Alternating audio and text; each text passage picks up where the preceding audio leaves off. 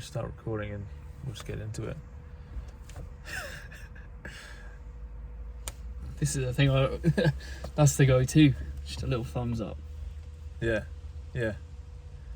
How should we start? This again? You got nothing to say. Great. Well, thanks for watching, everyone. It's been great. It's been a great discussion. I'll cut off the You start wanted to talk about Plymouth. Yes. Well, yeah. I mean, do you want to bring up the Instagram and see what we can talk through the pictures? Okay. Will you edit this or just put it up raw? I'll put up raw. I'll put up cut some off the pictures start that of we're it. talking about. Maybe, yeah. That might be good. Or people can just like follow along with the Instagram. It's called 4 Days in Plymouth. That's the Instagram. If you want to follow along. one's doing that. Well, if they No are, one's they find doing it that. handy. They find it handy. Yeah, well, mate, you got to make it easier for your audience, bro. A lot of people asked us why we picked Plymouth. I couldn't answer that.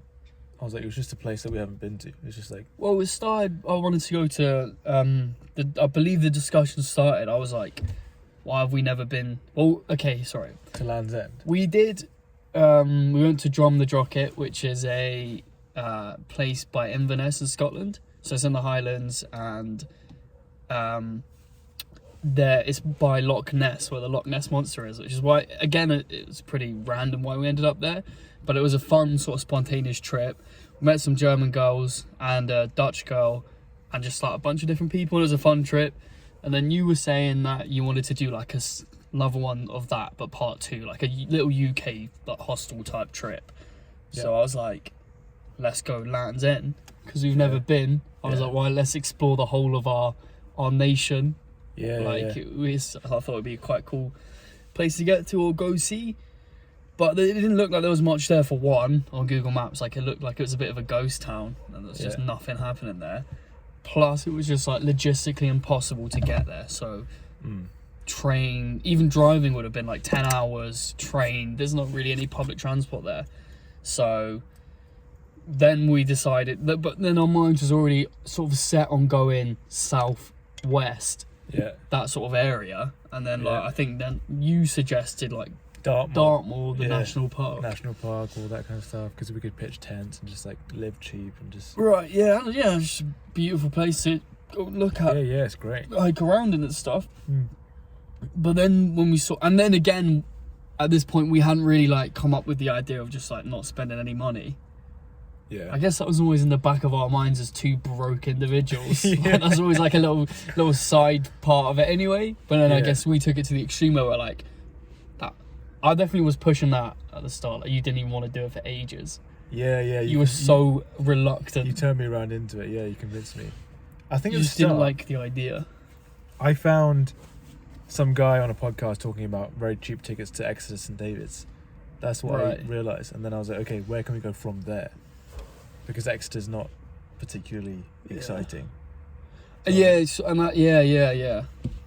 Okay, Plymouth that was the makes next sense. destination, yeah. And then we sort of, because we decided to do the challenge, we're like, Dartmoor's not going to work because it's just too remote.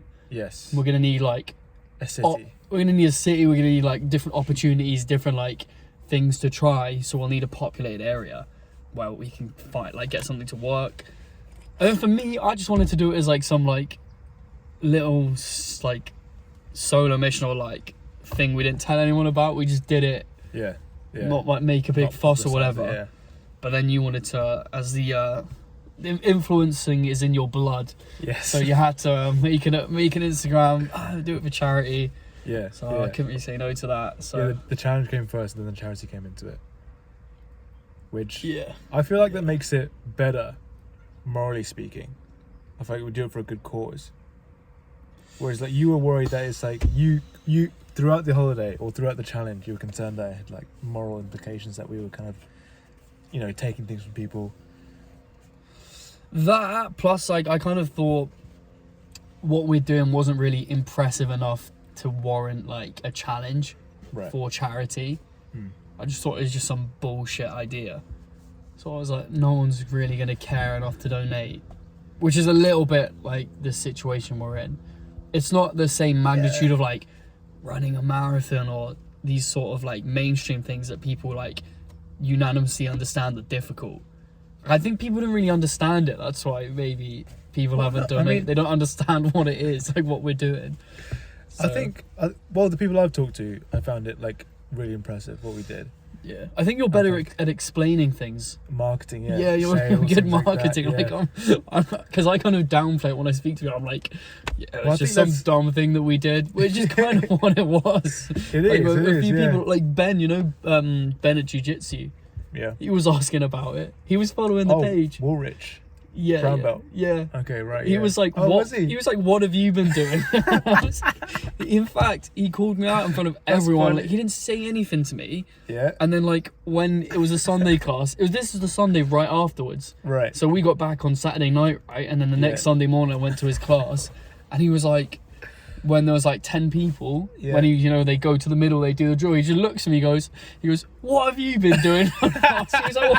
He was like, "Oh, we just got this free food. Look, there's a homeless guy." He just did a little take the piss out of me for like 10 seconds, and I was just laughing. I was like, man. I can't remember what I said to him, and then like, because it was in front of people, I was like, I was like, and then he was like, "Oh, then you were doing this." I was like, "Oh, actually, we got a hotel bought for us." And I was like, "Lady bought us a hotel." Yeah. And then like, he was like, "All right," but then he had to teach a class. Yeah. And then like the next day or like 2 days later, I saw him again, and he was asking a bit more about it, and I just sort of explained it to him, but like simplified it. I was like, "Yeah, we went there, didn't take any money, didn't book anything, just to sort of like test ourselves, and then we did it for charity." And he was like, "Oh yeah, cool." Yeah, fair enough. So I didn't really like, maybe I could have explained it in a more compelling way. Yeah, I guess so. It's hard to get people to part with their money. I think the donations I'm not so worried about, because it's like people do like entire campaigns like leading up to the event itself, and then the event itself, and then afterwards they do like whole posters. And, we didn't go really out do much handing of out that. flyers and stuff. Well, Yeah, not we don't have- flyers, but I think you know what we missed out on? What? We did Instagram. What do you mean? Facebook is where the donations come in, Do you reckon? because that's what older people are. Yeah. They're more generous. Yeah, maybe. Because I was thinking maybe I should have put a post on Facebook, Perhaps. but I just did like two like stories Or like on my personal a Instagram. GoFundMe or something like that. I don't know. Yeah, but then again, it's like We didn't have much time. I didn't really. We didn't have much time. Like we were busy with our own lives before the thing, and then during the thing, we were like struggling to like survive, get food, get accommodation. Yeah, we couldn't do it during the challenge. Yeah, exactly, yeah. But yeah, I mean, I was never really that behind it anyway. Like, I never really Yeah. got behind the whole charity thing. I was just was like, if you want to do it, you can. Yeah. Why? I just didn't think it was that impressive enough to warrant us getting money. We're going there, it's and perspective. especially the way we took it as well, which was like asking people to buy us stuff. Yeah. And how like, oh, you can word it spreading kindness, promoting kindness, or you can look at it more like bluntly and be like, we're asking people to buy us things in a polite way. I guess so. So there's not really anything that impressive about that, is there? Like, we're just going and getting things bought for us. Well, like you said, it's about the phraseology. If you say it's relying upon the kindness of strangers, like I told someone yesterday, someone I hadn't seen in a while, and they were like, oh, "No way, you did that? That's amazing. That's sick. Oh, would you do this?" Like, you nudged her friend. "Oh, would you do that? Would you do that?" Was this a gym friend? Yeah, gym friend. Yeah. And she was talking about, Did she? it'd be different if women did it. She Like, just sort of, women probably get yeah. more kindness, and men. But probably- also, it's a bit more dangerous because I Yeah, feel yeah, like they I'm saying that as can't well. really ask a lot of men. yeah, Whereas exactly, we yeah. could ask like anyone really, Yeah. because we can sort of look after ourselves. But then we and get even less sympathy though. Do you know what I'm saying? Like 2 random blokes versus 2 random girls. Sure. What do you think? It's definitely more Yes, dangerous. yeah. I don't know if I'd do it if I was a girl. I can't really imagine. But I think Yes. we'd have more success more if we could just like dangerous. suddenly transform ourselves into women, like polyjuice potion or whatever. Yeah, I mean, I was just much more willing to like be homeless, to be honest. Like than you. Yeah. I'll admit that. I like my comforts. Like even the whole time during the challenge, Yeah. I would have just dedicated like, let's say, an hour each day to find a new place to sleep. Yeah. And then just like spent the rest of the day not worrying about like, oh, let's go ask everyone Yeah. if we can sleep But I in their like that garden part or of in the their challenge. I house. feel like that part of the challenge was where we got to meet special people and like kind people. We met 2 people who I liked. Yeah. But I think you gain a lot more satisfaction out of like Interaction with people. Introductory conversations. Yeah. Like I think small talk is pointless. Yeah. And like I think meeting someone for the first time is usually quite superficial and like. Okay, so there were two gain much from occasions. Two occasions really where we met people. It was the mental health thing. Yeah. So to tell the story, basically day one, what happened day one? I DM'd somebody, she bought me drinks, and then we just wandered around trying to find accommodation, but we couldn't. And so we camped like 2 hours out in Saltram Park. Yeah. That was it, right? And then day two... I thought you didn't put enough emphasis on how many people you were asking. Yeah, I think was in getting total... sick of it. You were having the same conversation on repeat, and yet somehow that gave you some sort of like energizing effect where it revitalized you, and you're like, yeah, I feel better now because I'm talking to people, even though it's just like, to me, it was just such a point. These were pointless conversations. You had the same script. You'd be like, what's when you're in town, what's fun to do around here? Like, you know, like asking these people like on a night out, like go to a bar. Like they'd all say the same thing. Yeah, like, I guess, yeah. Victor Street or Union Street, sorry. Yeah. They all say go Union Street. Okay, so if we took their advice, we would have just gone to this strip where there's probably a bunch of Weatherspoons and bars and drunk people that are just not going to help us. They're just We learned that pretty quick. Night out people, or like asking people on a night out wasn't a good idea. I don't know, to me that was pretty obvious before even trying it. Like, I mean, you were pretty like set on that's what you wanted to do, like just talk to everyone. Yeah. But like during the day, it was alright. Like we talked to those. There was that one pair of hiking girls or whatever that were like pretty keen on it. But then obviously there were a bunch of those people. But then when they went to their housemates and explained the situation, we got 2 I think there was like 3 people that were willing to accommodate us. Yes, but they were willing. Out of maybe like we probably collectively together spoke to like 20 groups of people. Yeah. So maybe I'd say over 100 people in total the whole time. Yeah, on that first day we would have chatted to. I reckon like a couple hundred. Yeah. In total. But it was like we were just getting the same answers. Everyone was like, but like if you ask them, like they would always put it on someone else. They might help you, but no one was willing to help themselves. But yeah, which I just thought was obvious. Like no one wants 2 strangers in their house. I think a lot of them wanted to help. Maybe like 25% wanted to help. But there's a difference between like having a slight intention and actually acting on that. Yeah. And I think to me, it just felt like none of them would act on it. Those other 2 girls called their male friend, and I think that's important to mention as well. We were like insistent on saying, if we were to ask a girl, we were to ask her male friends.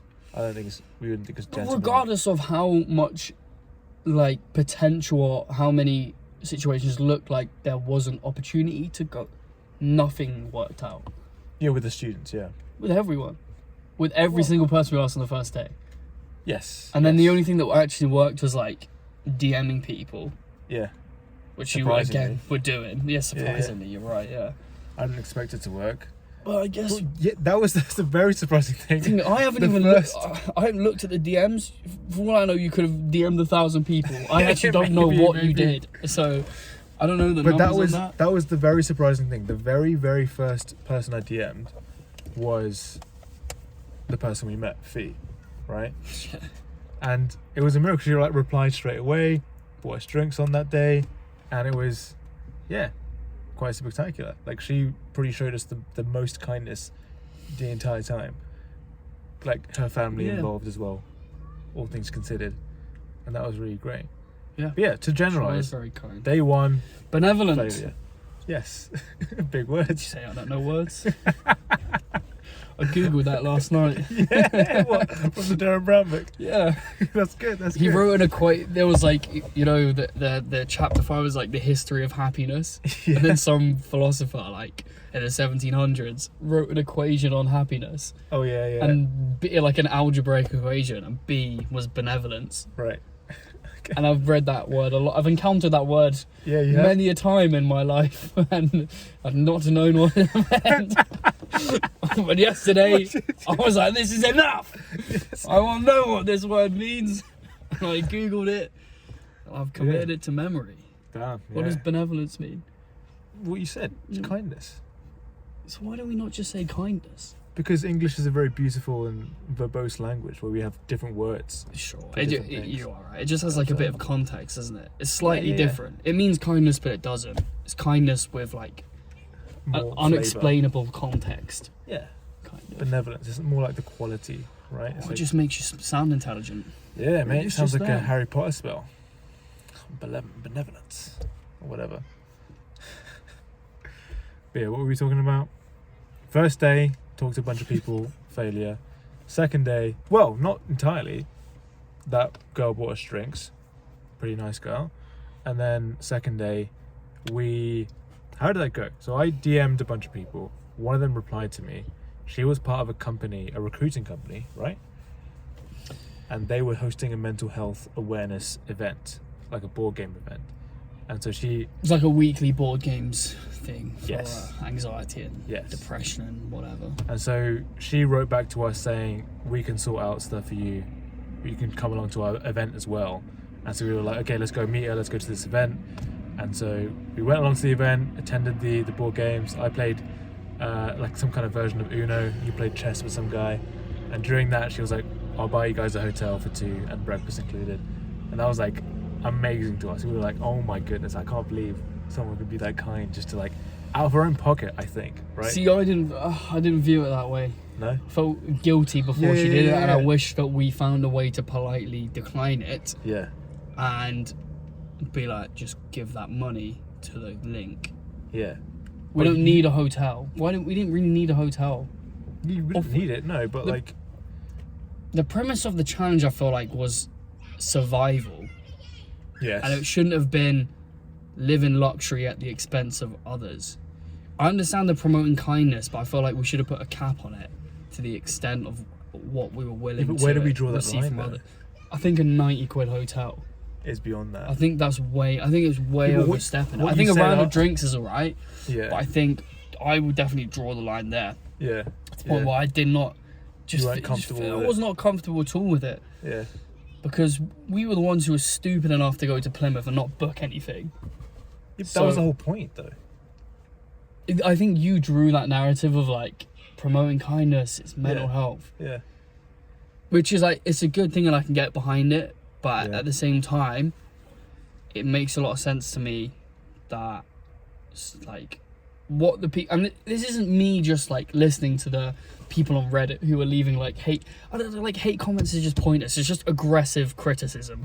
That's Pretty how much, like yeah. I don't need to like belittle it to hate comments, because Yeah. if someone's got something to say, Yeah. you can take something from that opinion. Yeah. And like if all these people were sharing the same opinion, which I also do understand, like never formulated it in my head, but in the back of my mind, that even before, when she was saying we'll book this hotel, blah blah blah, like I had this like guilt, like, oh, we shouldn't do that.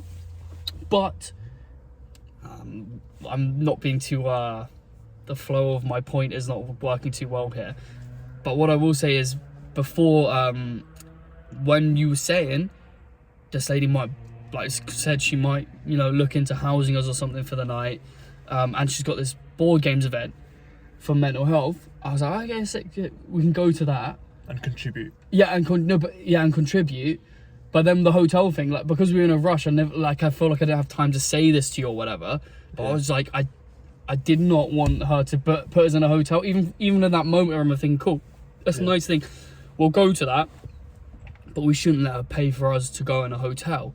And then because as well, the reason is, well, because we were in a rush at that point and have time to like think about it properly, or I was just sort of going with the flow. You had like an idea. I was like, ah, cool, yeah, let's go for it. Yeah. Is just the whole point of she's being kind to us, but we're not really in need. Whereas like mental health sufferers or homeless people, Yeah. or just like wherever the money from Movember goes, whoever benefits from that, Yeah. they could have done with that 90 quid way more than us having luxury in a hotel for one night. Yeah, I guess so. So if we are, But here's the point: we were using the fact that we were doing it for charity as like leverage to like leverage people's generosity towards us, right? Intentionally or unintentionally, that's sort of how it felt to me. especially with that mental health, the lady who ran that mental health board games event, and who was also, the recruitment company lady, because it felt like she was very much getting behind like us being part of the charity. Yeah. Have I made my point? I don't know where I'm going. Anyway, it just felt like saying basically that the money could have gone to a better use if it went straight to the charity instead of straight to us. Yeah. But I think it's difficult to quantify the monetary value of raising awareness by doing a crazy stunt, right? I don't know how you can translate that effect to money, like, because it's not zero, right? It's like making people aware, okay, there's this charity called Movember, we're doing this for like spreading kindness and increasing that kind of effect, and like, you know, making you aware of the mental health of the people around you, your loved ones, things like that. So that like intangible effect is what we had instead of the 90 quid going straight to charity. Yeah. So it's not, we can't put a number on that, and so it's But like, you can try and quantify it. yeah, you could. And I feel like it just doesn't It equate doesn't, to 90 in maybe any didn't. way whatsoever. Because Perhaps if not. we do look at it, 140 followers on the account. Okay. Maybe you've had like 10 conversations after explaining to some people like what we did. Yeah. And even if you just explain the challenge and say we were promoting kindness, that's not really objectively spreading awareness. That like just hearing promote kindness doesn't then translate to other people being kind. It doesn't work like that. We were at that museum where we saw the event, what's it called? The exhibitions about ocean plastic and stuff like that. And then later that day, you went and fished out like a Red Bull can from the ocean, like But literally. Dylan, Huh? I'm one of a kind. Yeah, Listen, yeah. dude. Well, yeah. Listen, People are more influenced than you think. You were influenced by that exhibition at the I museum. feel like I would do that anyway, though. Yeah, but like it was related though, right? You had that thought because that, like in some way, right? We'll never know. What do I'll tell you the thought I had. I remember looking down at that bit of sea Yeah, and thinking, that's really nice. yeah, But there was one bit of dirt, which was like a floating can in the water, yeah, that was like reachable. yeah. Plus, you know, I like climbing and like on Yeah, just yeah, like yeah. urban climbing, that whole weird thing. Yeah, I was like, that looks kind of fun to climb down as well. yeah. So those two thoughts in my head, I'm like, right, I'm just gonna go get the can out. Okay. Like yeah. if you just see like a hair on your plate, I'm like trying to think of it like a bit of like dust on Yeah. on your desk, you wipe it off, right? Yeah. It was just that kind of like irritation of it makes what I'm looking at look not nice. So that's why I was like, I'm just gonna, there's a bin right there, there's a can there, let's just put it in the bin. And sure, you could say that I was influenced by the museum's message to reduce litter and plastic and these sorts of things. Yeah, and the more you see that kind of message, the more environmentally you kind of think about the world, right? Do you know what I'm saying? Yeah. And, I understand your point.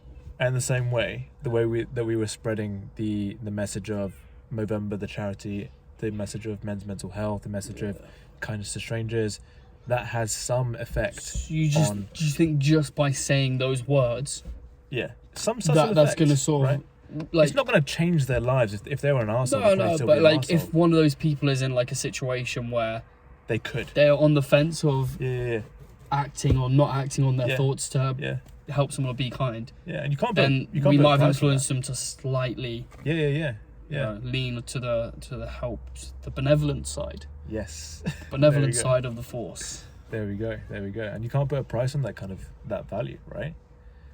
It's hard to me, that's priceless. I think that has more value than any money you could put towards it. Like being kind to a stranger, being kind to, what would you point at? Coup. A coup. Right in the gap there. All right. Right. The coup. A coup. That's never not going to be funny to me. The coup thing in Scotland. Coup tour. I thought the Germans were like mispronouncing the word, just like because were they saying coup? I think so, right? Oh, I don't know. I can't remember. I thought it was because we saw it spelled COO, so like, it's an actual word. It's not just like their pronunciation.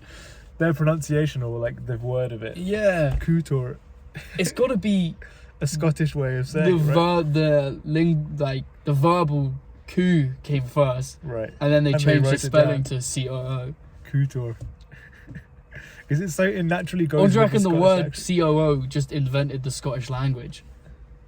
So it started with cow to coo, Right, coo. and then just like that started infecting other words like Is there... stew to stew. Doesn't that work. doesn't work, no. It's, is there a Scottish Gaelic? Is that a language? Yeah, Yeah. I think so. And so is coo Scottish Gaelic?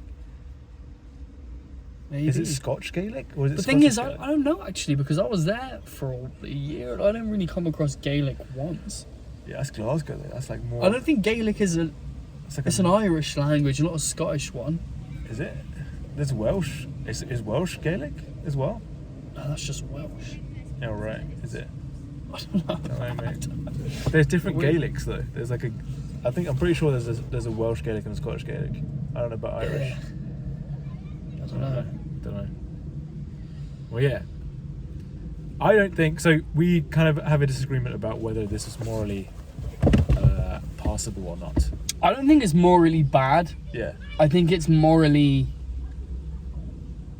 Ambiguous. ambiguous. Yeah, perhaps. Like it's more, the intentions are morally good, but I Yeah. think you've also, when you're doing a thing, you've got to think, if my intentions are good, but the way it's received is bad, yeah. then it doesn't matter how good. That just makes you an ignorant person. So you have to properly analyze and reflect on it. Oh, so you mean And- like if your intentions are good but the outcomes are bad? Yeah. Right, yeah. Then that doesn't justify it. You Yeah. still have to actually think about what you're doing and think, although my intentions are good, is the effect that this is having on the world also good? I think because it if- is still. Yeah, for and us, yeah, in our situation. I think overall it is. Yeah. But could it have Yeah. been better? You know, could we have refined it to be Well, that's from like 20% good to 80%? Because it's not all good or all bad. Yeah. It's like a balance between some good and some bad. Yeah. And I think there's a few like criticisms that people may have, or like we could just reflect on it and see. With one, like, What, learn for next time? yeah, maybe, yeah, like not take too much from people. Like put a Yeah, but cap on it. What's too much though? I think You made 50 quid You made this point as well earlier. Well, while we were there actually. or 20 That maybe. Sometimes it's good to accept someone's kindness because they want to give, you know? To reject it is like impolite or like rejecting their good act. Like they want to have that feeling. Yeah, of, they feel I've done belittled. something- Yeah. You want to Yeah, give they them want- that generosity. You want to facilitate that generous act. Yes. Because sometimes So being afterwards they generous feel is such good. as it's like Yeah, they feel nice about being nice, Yes. as well as you receiving. Yes. You know, like there's just as much in giving a gift as there is receiving a gift. Yes, Because if you from give the a Bible. gift, There's there we more go. happiness in giving than there is in receiving. yeah, because then you receive joy in seeing that person having a thing, even if it Yeah. just means a little. So by receiving- little small amount of joy for them. Yeah, so you by can- receiving, we have given another person the opportunity to be happy.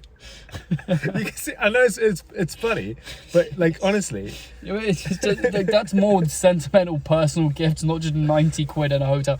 Maybe she did feel really good. Like maybe Yeah. I could have like acted more and been like more appreciative. And I Yeah. tried to be. I just felt like immediately. Yeah, in your and also heart, when you've she got put a like reaction. she put like 20 quid on the table, like yeah, here, food. this is food for you Yeah, guys. yeah. I just didn't know how to say thank you. I was like, I just kind of froze a little bit. I was like, Yeah, I don't yeah, want yeah. how. Like, kind of what I was thinking is like, how do I say no? like, I don't want. Stop giving us money. It's too Yeah. much.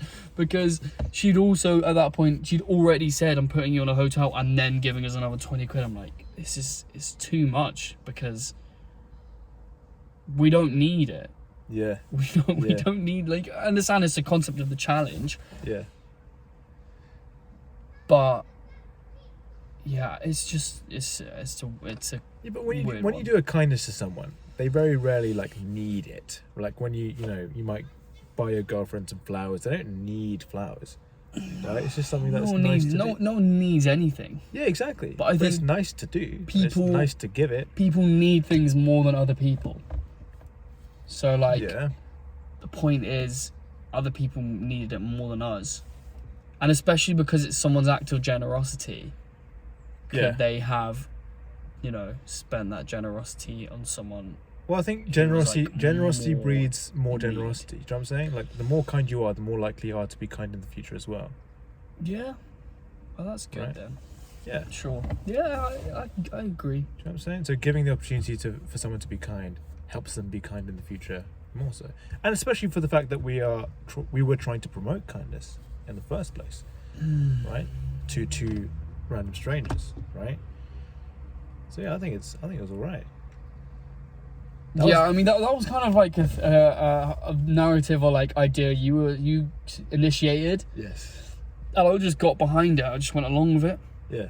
But I was more thinking, when I sort of had the idea to do this thing, was like loopholes. Life hacks, loopholes, the whole Subway cookie thing. See, it's my birthday. That to me was the morally ambiguous thing to do. Yeah, but I just felt like less upfront. You have a weird sort of stance on rules. Yeah. Like you can't... Deception and truth and things like that. You're not very good at like bending the rules that someone else has set. Like you just hear a rule, okay, I must abide by it without questioning it. Not necessarily, because I do believe in... If it feels like I'm deceiving someone and they're like, kind of... Like, so... Do you want to mention examples, like the McDonald's thing or the Subway thing? I feel like I'd be, okay, the Subway thing, you go up and say, it's my birthday, even though it's not, and you get a cookie for it. I would feel like... Sometimes. Yeah, sometimes. 50% of the time, according to data we collected on that. The 2 times you tried, it worked once. Yeah. Yes. But yeah, for me, I'm like, I just don't like lying like that, right? Like, lying for me is like out of the question. I don't want to lie, ever. I don't think there are any exception. What do you mean? I don't want to repeat a conversation we've had, but you do lie. Oh, like marketing? Yeah. Well, okay, you could argue that marketing is a kind of lie because I don't think it is. You're overselling and overpromising what you can deliver. Well, you can like we said with this. On his YouTube, he has the line, I double students' productivity overnight. Which is true. But then conclusion that we had this conversation when we had it was their self-reported feeling of productivity. So they put before and afterwards. They reflect on how productive they felt they were before and after talking to him. Yeah. However, there's other factors that will influence that score. 1, placebo, so they might feel like they're being more productive, even though not much has changed. 2, longevity, most likely the influence you've had on them won't last. Yeah. Okay, and then I guess you could argue, well, they keep having weekly calls, and then it might be more lasting, more sustainable. Yes. And through where was I going? Double the productivity. Yeah, but I had another point. I saved the best point till last, and it's gone. Oh dear. Wow. I have dementia, dude. You might do, or you might just be a human being. We forget this happens a lot, though. Like mid point, you go straight out your mind. It happens. I hate that. It will come back to you. I think marketing and upselling something to be better than it, might objectively be. We can't really measure what it objectively is. Like a product or service or something that I offer or something that anyone offers, we can't objectively measure exactly how good it is. So if you can't objectively measure it, then you can't objectively make a promise of something you can achieve for them. Well, that's the thing. So when they hop on the call, I ask them, what do you feel like your productivity is now if you had to rate it out of 10? And they give me a score, and then I do something with them. I coach them through something, and they say, okay, try this. And then I ask them afterwards, they say, oh, it's this now. And more often than not, it's more than doubled, right? I think, I don't know if I made this point. I think the other point I was going to make was they're also, because you've been talking to them, you've been nice to them, they're likely to want to give you an answer you want to hear, just for the sake of being polite. Okay. They might not want to be too harsh to you because of their fear of embarrassment of like it being awkward or disappointing you if they give you a more critical answer. So they're more likely to give you an answer that's like, oh yeah, it has 8 or 9, Yeah. just to please your ears, so it's not awkward in that in situation. I do But agree. I will say, yes, you're saying that you have an honest conversation when you talk to them about the promise you make, or not the promise you make, but the expectation of what you can do for them. But then the text line you still put is still technically a lie in written format. How so?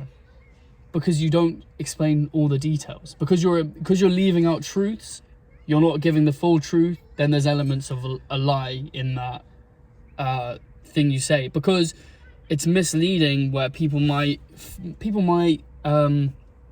read that and interpret it in a way that you have not clearly expressed. Yes.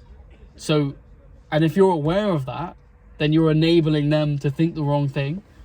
Well, Because you're not there's saying, different you're not interpretations. expressing it's their self-reflection of their productivity that is improving. Yes. That also has these like variables and confounds that might actually influence the accuracy of what they even think about their own Yeah, I productivity can see to your point and what they're that saying to you. there is detail that I could include, but like within a short like ad title space or whatever I can write down, there's only so much detail I can put in. I could put in that detail, but they find out, and their interpretation of it is their own, right? They could come to my interpretation of what it actually is, the self-perceived, self-rated, and that I reckon if they saw that, they'd be like, okay, that makes sense. Like that doesn't feel like I'm being lied to. Like if they knew that, like if I could somehow. Sure, I mean, I understand your point. I could probably maybe think of a better example of where in life you have lied. Yeah. Do you really believe you've never lied? No. I've definitely lied. Yeah, of course. But do you think you don't lie now, or do you think I you try just my best. try your best not to? I try my best. Yes. Fair I catch enough. myself sometimes. And But you don't like the McDonald's or the Subway lie because it's No, just a I just blatant wasn't- lie. yeah, pretty much. And you don't like the way in my head I justify it is like stealing from big corporations. Eventually, that trickles down to a millionaire that doesn't really need the money anyway. Yeah. The value yeah. of one little cookie. But for me, it's about lying in the first place. Like I don't want to lie because I don't. Because of accept it. principles that you Yeah. just wouldn't bend the rules at all. Yes. Which a man of as a like principle. complete discipline Yes. and principle. Yes. Which is just, yeah, that's fair enough. That's fair enough. Like I even question myself when someone asks me like, "Oh, are you alright?" And I'm saying, "Oh yeah, I'm good. I'm fine. even though I'm not. I want to say something that's like, okay, how can I be honest without like, you know. That's just social etiquette, though, really. Yeah. But like even that kind of stuff, I think about. I'm like, okay, how could I say, like, oh, I'm not too bad. That's a better way of saying it. It's more in tone, Not too really. bad. You say, I'm all right. If you say I'm all right, Yeah, and yeah. then put a little, Yeah. But that like you insinuates know, it's if tone. I don't want to have a conversation and I just want to say yes, no, good, bad, whatever, I can just say not too bad. I'll see you later. That's you know? for them to read read your body language, read your Yeah. tone.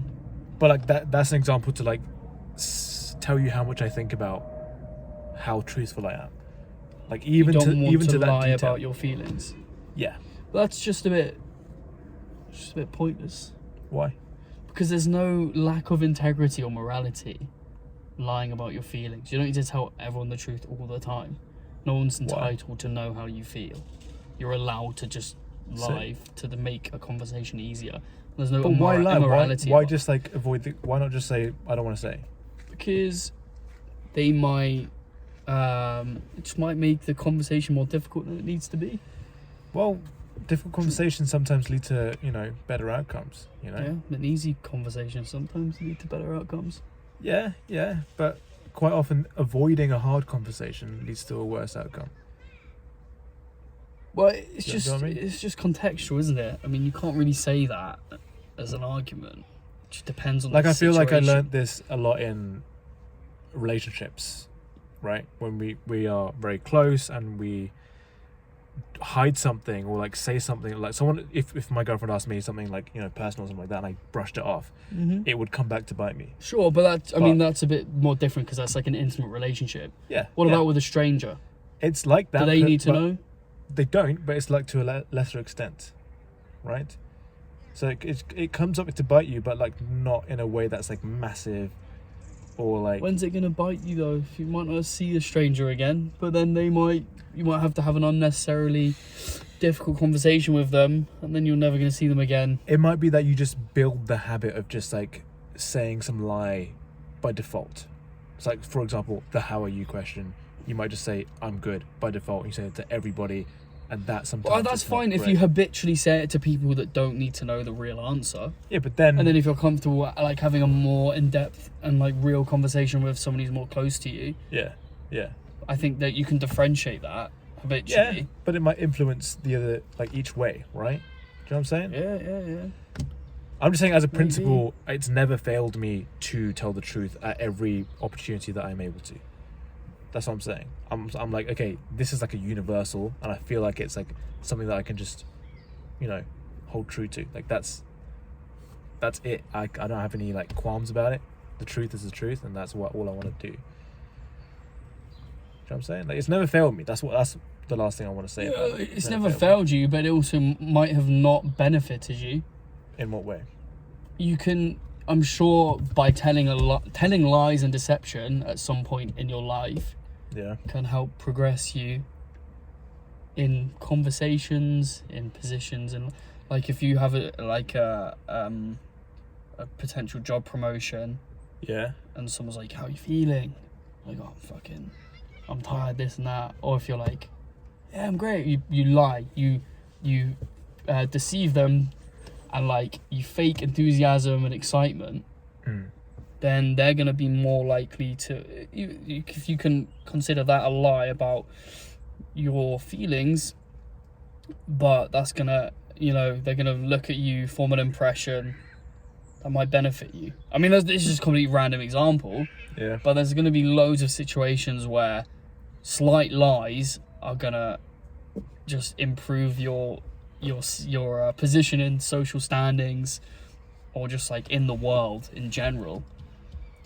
Yeah, true. Just to use them tactically, it's just part of being human. It's part of life, mate. But you can be part of the animal kingdom. It is, yes. Like putting on a persona, like even like your perception. It's sort of like people's perceptions of you are important, like how you present yourself. Yeah. These sorts of things, but also how your emotional state is gonna contribute to a person's perception of you. So you might have to lie to alter how you're perceived. Okay, but it breaks trust, right? If you're caught. Yeah, if you're caught. Well, so don't get caught. Is that what you're saying? Well, obviously. Like, but it's not like going to be some investigation, is it? Like, you lied about your emotional state one time, and then the next day that's never even gonna. And even if you're caught, I was feeling a bit down then. And then, like, if you have a conversation about it at a later date, it's not like they're going, I got ya. Like, yeah, but like, you know what I mean? It doesn't matter. It's not they might not say anything, but they're like, okay, Seb lies about his emotions sometimes. They're like, you're smart. Why is that funny? Because everyone does that. Yeah, okay. So no one would ever say those words. That's why it's funny. Seb lied. Did you hear Seb lies about his emotions sometimes? Like, well, I think that's just what humans do, mate. Because people don't always want to hear like bad fucking news and emotions. Well, there's a tact to that, isn't there? There's a way to tell the truth in a way that's pleasing, despite it maybe being bad news. Like, I heard the story from Simon Sinek. Do you know who Simon Sinek is? It's this like speaker who talks about leadership and stuff like that. He talked about an event he went to of his friend's like stage show, and it was like shit. It was like god awful, terrible stuff, right? But he knew the friend really cared about this thing, right? And like he or she, I can't remember what it was, but they cared a lot about this thing, right? Mm-hmm. And so they came bounding up to him after the event in like the hall atrium area, in costume still, in full makeup, and he's like, "Oh, how'd you think it? What did you think of it? What did you think of it?" And what he was challenged with was to tell the truth, because he also, like me, valued the truth very much, but didn't want to offend his friend, obviously, right? So he was like, "Okay, how the fuck do I say this?" So he was like, look, I'm so happy to be here and see you do this. I'll tell you more details about what I think tomorrow, right? Because he knew that it needed some time for him to, like, you know, calm down from the excitement of having just done the show and, like, you know. Sure. And so he found a way of saying, you know, the truth still. I'm glad to be here to see you, right? Because that was true of him. Was it tomorrow? Was it kind of similar to the thing like a compliment sandwich? Have you heard that? Yeah. If you want to give someone criticism, Yeah. you say a compliment first, criticism and compliment at the end. Yeah. The criticism is like the main point you want to make. Yes. So you give them 2 superficial compliments. Yeah. That you can think of. Yeah. That they don't hold that much like belief in you. Yeah. Just to like brace the impact of the potential like offensive criticism. Yes. So, and I think, yeah, that's a valid example, which is completely justified. Like, you would have to tell the truth then, because otherwise, like, you're just sort of, you are leading your friend on to believe that they have a talent or an ability which they don't have. Exactly. So as a friend, you are like, that's again a bit different, because that might have a bigger impact on their life in terms of like them pursuing some sort of path that was not meant to be. So you do need people to be honest with you, absolutely, in like a lot of situations. And that's very helpful. But that's the thing as well. Like, if I was on the receiving end of something like that, if someone lies to me, I find it very hard to trust them again. You know, with things like that. I've lied to you. Have you? Obviously. All but the like time. What kind of situations? I don't know. Okay. Well, that I'm not gonna. I'll be honest. Okay. That does make me feel a bit like, okay, he's lied to me. That's a bit okay. I don't know how I feel about that. All right. But does that make sense to you though? The way that I might feel weird about you having lied to me. No. It doesn't make sense. No. It seems irrational. What, seems very like to feel upset that someone's lied to you. Yeah. Really? Yeah. Feels irrational to me. Doesn't seem like justified. What? So let me just make this clear. So someone lies to another person. Yeah. And then they discover the lie. Depends. And depends what they're lying about. Yeah, but like, it doesn't matter. It's a lie. It does. Okay, let's say it's significant. I think that's the point I'm trying to make is like it's really contextual. Significant it's and like, insignificant lies. Yes. Like, I like your coat. That's insignificant, you think? Yes. But I think, okay, you could have a spectrum here then, right? In fact, let me. Where does the lie occur, and where is it okay to lie, and where is it not okay to lie? You don't know, right? So I think it's better Well, it's not just to. for you as an individual to like Wait, let me just have finish your this point. best guess. Right? Okay. Instead of relying on a continuum, like kind of like feeling where it's okay to lie, I think it's better to be like, okay, truth is just the ultimate thing. There's no spectrum. It just is the truth. Well, it just makes Right? life a lot easier for you, but in my opinion, you're also just making your life harder than it needs to be. You're telling the truth when you don't need to, in like a lot of situations where you could have a much easier and more beneficial like path to whatever you're trying to achieve in whatever interaction. I agree, short term. But long term, it's a lot. Trust me, when I started to like, I think I watched like a Jordan Peterson lecture at some point when I was 18. I tried like very definitely to not lie anymore, and it was really hard. But since then, I've had a sense of peace that I cannot describe. I no longer lie to people. I tell them honestly. I tell them if I'm upset with them about something. I tell them like, you know, hard truths and have hard conversations with like family members and stuff. I mean, to be honest, it's so peaceful. I agree for the most part. Like for years, I always used to say this thing like I hate people who lie. Like it really irritated me. Yeah. Like I really don't like people who lie. So you understand it then? I understand it, but not to the extreme you're taking it. Because I think it's so healthy and natural to lie about very like irrelevant minor details in life. Like natural, yes, but morally correct, I would disagree. Fair enough. I mean, and that's entirely subjective morals anyway. So you're perfectly entitled to believe that. Yeah. And I'm entitled to believe that is morally absolutely acceptable, for like little things. But yeah, no, like. Yeah, especially like people, it's just a lot of people take it too far. They lie about big things. So I think for individuals like that, it would be more helpful to draw the line at just lying, like look at it very Binary. Yeah, thank you. So truth or lie, as opposed to The spectrum. a spectrum where I can hold a 5% threshold, give or take a few percentages at this level of what I'm gonna lie, like the magnitude of lie, right? So not in terms of the quantity, but in terms of like how important this thing is. Okay. Should I lie or tell the truth about it? Okay. And I think some people can't be disciplined enough to hold themselves to that point. They let it creep up, and then they start lying about really important big things. Yes, because it's difficult. Yeah, but I think personally, I don't like. I do like to tell the truth about pretty much everything. Yeah, except I do feel that. And also, I agree. I find it easier. Sometimes I'm bluntly truthful to people because I can't be bothered to lie. I don't like lying. Like it's just it weighs down on you and it's difficult. Yeah. But the point I'm making is, sometimes I do think it's like I wouldn't even consider it a lie. I mean, it's a lie when you look at it in a binary, through binary lens. Yeah. But like some things are just more like in the realm of human interaction, politeness, and just politeness, etiquette. Okay. Like I wouldn't define it. It wouldn't get to the point of what a lie is in my eyes.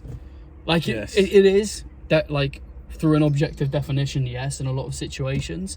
Yes. And I guess like entirely I'm lying to a Subway worker saying it's my birthday when it's not. Yeah. But in my eyes, it's not immoral to me. Like it just doesn't bother me at all. Yeah. Like I don't care. It's a one cookie. Yeah. I'm gonna. I hope and I believe that I can provide more value back to the world than taking one cookie from it. Yeah. So, and I know again, there's issues with justifying your negative actions through saying I'm going to give more positives back. Yes. Because then you can start doing really bad things if you're also doing really good things, and that's not acceptable. It doesn't balance out like that. Yeah. I think again, in a low percentile of like magnitude of severity of action. Yes. Then, in my eyes, it's acceptable. Okay. But that's just subjective opinions that we both differ on. Yeah, I guess so. That's fine. That's fine. Yeah. Should I tell the McDonald's story? Go ahead. I tried the same thing at McDonald's. So there's this YouTuber called Simon Wellis who does this thing. I'm now not sure if it's real. Maybe he fakes these videos where this is on like it's a sort of lifestyle yes theory-esque type video, where he goes into a McDonald's and says, I just ordered some food 10 minutes ago. You ordered this. You missed this item off my order. Please, can I get it? So he goes, says blah blah blah, left a Big Mac, and then more often than not on his videos, it's come across very easy where they'll just hand him over a Big Mac. I tried the same thing. Did not go down very smoothly at all. Holy shit, it was so awkward. Like, so I went in, and they're like, what machine, what order number, how much was your order? And I just had to keep telling these lies, and it got worse and more awkward, and it didn't feel good. There you go. No, that was immoral. 100% I agree, because I had to keep telling more lies to justify. I was caught in a web of lies. And it was so bad, because they get like, when they're like, how much was your order then? Because when it wasn't, they were looking on the system trying to find like the digital receipt, and I was like, I don't know. I said like I got a Big Mac, I got some chicken nuggets and a fillet of fish. Yeah. And then they were like, what, you don't have online banking? And I was like, no, I've got no data. I had to just keep telling lies. Yeah. And it was just, but it was more, I didn't really care about, it's not the lies that was like berating me like from a moral stance. It was actually the fact that I was having to sell my character. I had to like be a little bit like Karen-ish, like pissed off, like I'm being hard done by because they're not giving me an item on my order that I deserve. So I could see she was getting stressed out because like she was trying to like look on the machine, like getting her supervisors over. But then I could also see like they kind of could sense a little bit that I was like conning them. Like they kind of knew I was like trying to like pull the wool over their eyes, and it was just awkward as hell. And then I after like 5 minutes or whatever, I was just like, look, forget about it. Like, I was like, and I had to like walk off with a bit of attitude. So I had to be like, I was like, all right, thank you, and then I just walked away. But it was like, and then I just left. Like, man, I hated that because I just wish it was like, she was like, oh, what? We forgot fillet fish. Here, have two. Have a good day. And I'm like, cheers, you too. But no, I didn't go like that. You came walking back to me. You were like, "Oh, let's get out of it. Let's go, bro." I didn't want them looking out the shop like, look at those two bastards. Call the police on them. I don't even know, man. But God, that was horrible. Yeah, and you mentioned there that you had to sell a bit of your character, right? Yeah. I feel like that's the issue I have with lying. You got to sell your character a bit and like keep lying to kind of go through with the lie. Do you know what I'm saying? Well, yeah, it's definitely it's taxing. It's mentally taxing because you have to sort of remember what you lied about, and what the lies was, what the lie was. Yeah. And you just have to like think about the correct emotional state to be in the persona of the lie. Yeah. It's all these things you have to consider to be a good liar, at least. Yeah. So even that's why I feel like the spectrum thing kind of it just depends what you're lying about. Because if you're playing a game of poker, then that's acceptable because everyone's in on the game. It's the same with magic. You're in on the game of deception. Sure. The magician's tricking you, but you are there. You know you're being tricked. Poker's the same. You know you're being tricked, right? Or you have the possibility of being tricked. Sure. Right. No, that makes sense. The same game. I feel like games. You're all like consenting participants of Yes. deception that's going to occur in this like set time frame. Yes, that's why I feel like games and magic. These are like one of the few exceptions. Here's what I'll put to you then. Yeah. Everyone knows in society that people lie, in certain realms and facets of the world. Yeah. So you could also argue that it's just like part of the game of social interactions with strangers. Yeah. They might be lying to me. Yeah. So then you could argue everyone it's just words that have more meaning than their objective definition and value.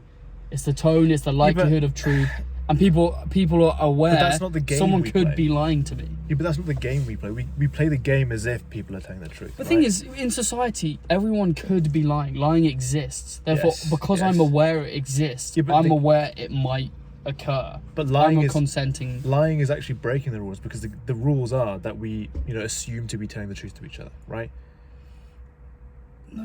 No, but not in a binary sense. It's not someone's definitely telling the truth to me. They most likely are telling the truth to me. Not the physical laws of the universe, as in the social laws, as in like when I ask you, okay, how much is this steak? You say, okay, it's this price, and like that. I'd expect that to be the truth. But there's no benefit unless I'm like some pure anarchist. There's no benefit to me lying to you of the price of the steak. Okay. So that's just a bad example. In a situation, any interaction in social scenarios. But talking about your feelings, there's a benefit of me lying.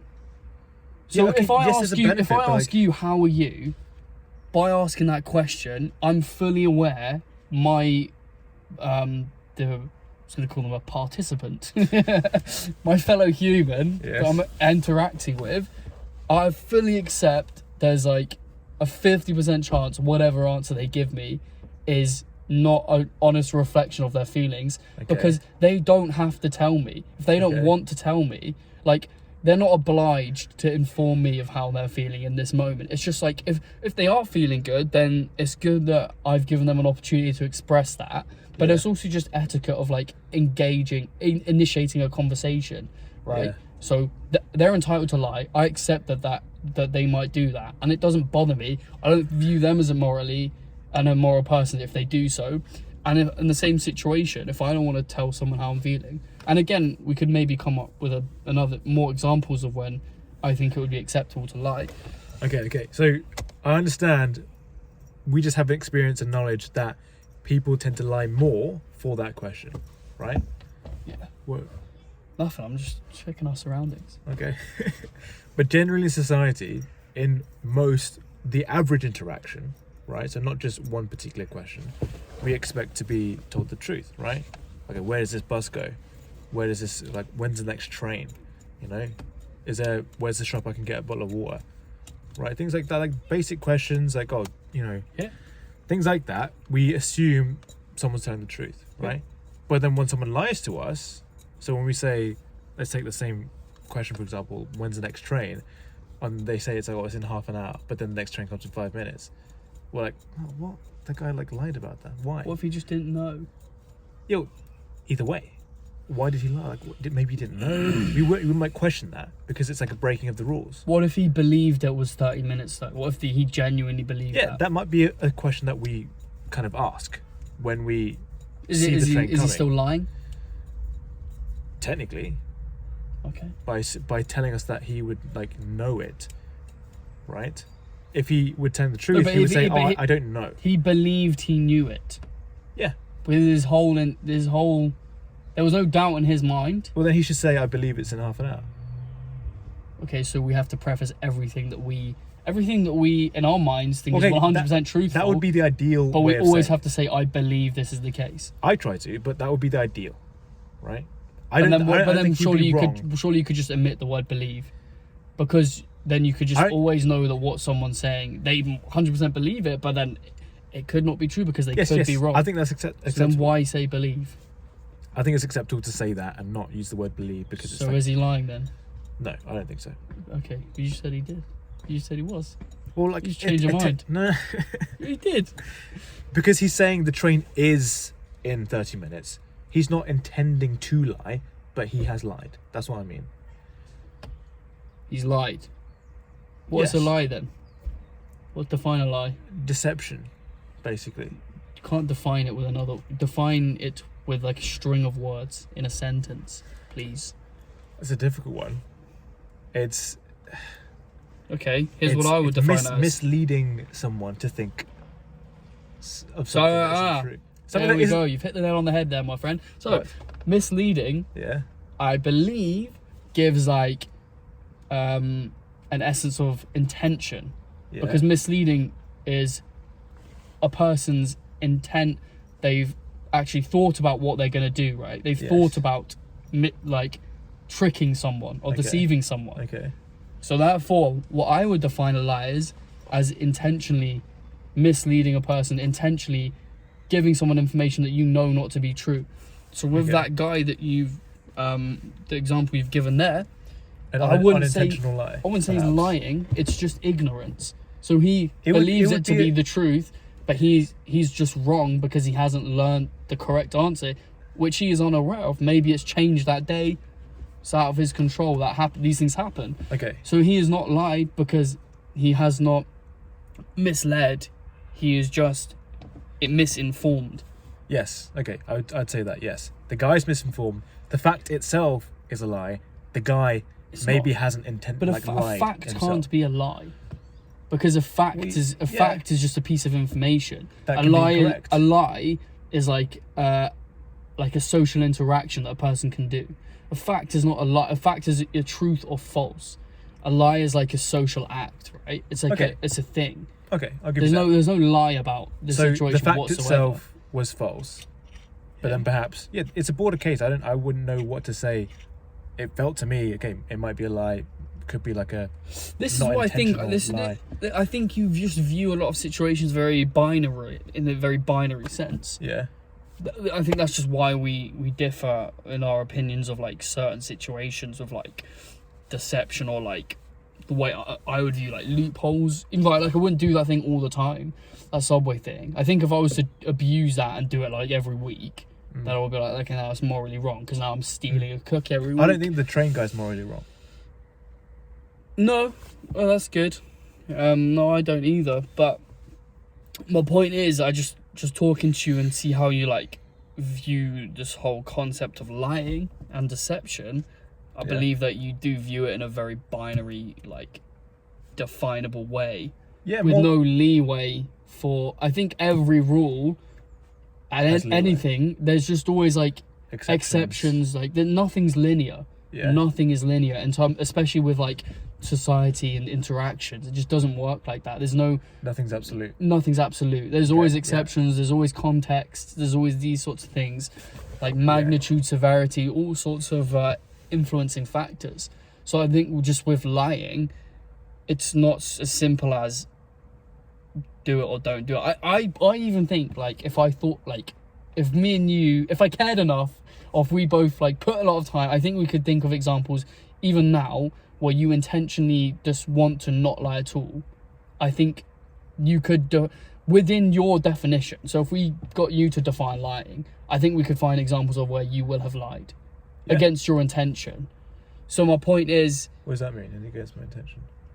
Well, no, I'm saying against, like, your conscious, like, your conscious intention to just never lie. Yeah. I'm saying you will have still done it within your own rules. Yeah. My point is because I think you're unaware of, like, situations where you might deem it to be morally acceptable, or just not define it as a lie. I don't even know what I'm saying, but yeah. I think you're too caught up in, like, absolutes. Maybe that's the point I'm trying to make. Yeah, I'm quite an absolutist person. I would agree. I would think, going back to the train guy, he's not done anything wrong. He does believe wholly that the train will come in 30 minutes. I think he would do better in society to say, I believe it's coming in 30 minutes, just to, like, be sure, and it would kind of, like, save him from the. No, he shouldn't, bro. Because the thing is, then No, everyone I'm not saying always... you should. I think he would do better to do that. No, I disagree as well. What do you mean? How? Because it's just a waste of words. Everyone wants, like, optimal. No one wants their time wasted. No one wants to say more words than need to be said. Yeah, it's a And, like, technicality. Yes. He absolutely thinks in his head that information is 100% categorically true. Well, then he's. So it's just a waste of time to use the word believe, because otherwise, according to your definition, then I would have to say, I believe 2 + 2 = 4. But that's tautology, though. No, that's mathematics. It is. But he factually. Yeah, but that's a future event. There's uncertainty the train is, bro.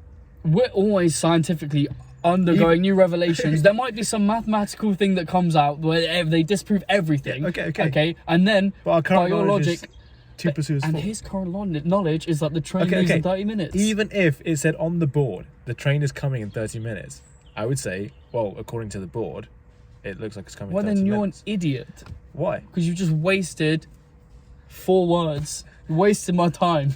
Don't do that ever again. Well, I'd point them to the information that I have available to me. Well, there we go. I don't know. You don't even need to justify that, because it's like you've read that. Yeah. Sure, maybe in that situation, trains are unreliable. I understand. Yeah, in that context, then things are a little bit. Yeah, but you should always say with, like, information that you, like, there's no doubt in your mind. You shouldn't say. You always have to say, to be a good member of society, I believe this. And, like, it's your duty to, like, analyze that person. If they're a stranger, view them as a potentially incompetent person, so that it might not be correct information. If you know the person, whatever information they give to you, your opinion of them, right, of their in the past, what's the reliability rate of information they've given to me, right? So they're wrong 30% of the time, right? Okay, that information is 70% likely to be accurate. Yeah. But it doesn't require them to always be like. But why can't we endeavour to increase that percentage? What, individually or within us? Yes, individually. Yeah, of reliability. Yeah, sure. Yeah, do. That's what I'm saying. We should endeavour to increase that, and by saying I believe it's coming in 30 minutes, we increase it more, because it's like. That's more true than saying it is coming in 30 minutes. Yeah, but a lot of people just aren't self-aware of their incompetence. Fine, yeah. But I'm saying we ought to endeavour to increase the reliability because it works better as a society. That doesn't. How so? It's just a waste of time, dude. Yeah, but I think it's a good use of time. It's just an abbreviation. It's just an abbreviation.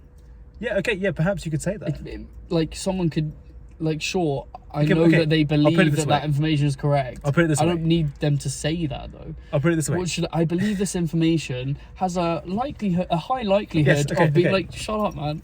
there's less room. Tell me what you think you know, and then I'll receive it that way. There's less room for different interpretations if I'm more specific about that. It's just one way I believe it is at this time. I mean, it's not always necessary to be absolutely specific in all situations. Yeah, it's not. But I believe that's like kind of like a fail-safe of like, you know, well, it hasn't come. I did say I believe it would come.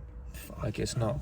Yeah, it's not as if like you kind of like what make an excuse. What the fuck are we talking about? The truth, because you brought so the dumb. McDonald's thing. And I was like, it's an hour and 10 minutes.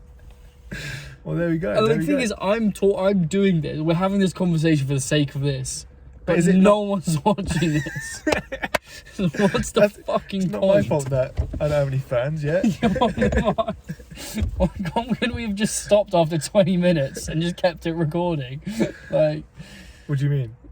Well, because that's when people are going to click off. Yeah, true. I guess. Oh, yeah.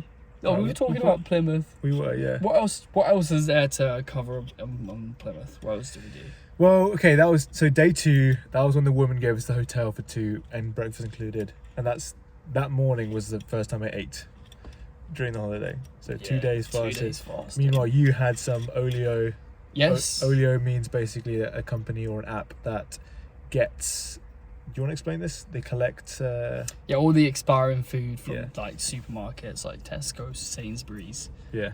They have volunteers that go pick it up and then they distribute it. So it's like a bunch of sandwiches. Say it's the 17th of October, then all the sandwiches that are expiring on the 17th will go out if it's Tesco at 8:30 p.m.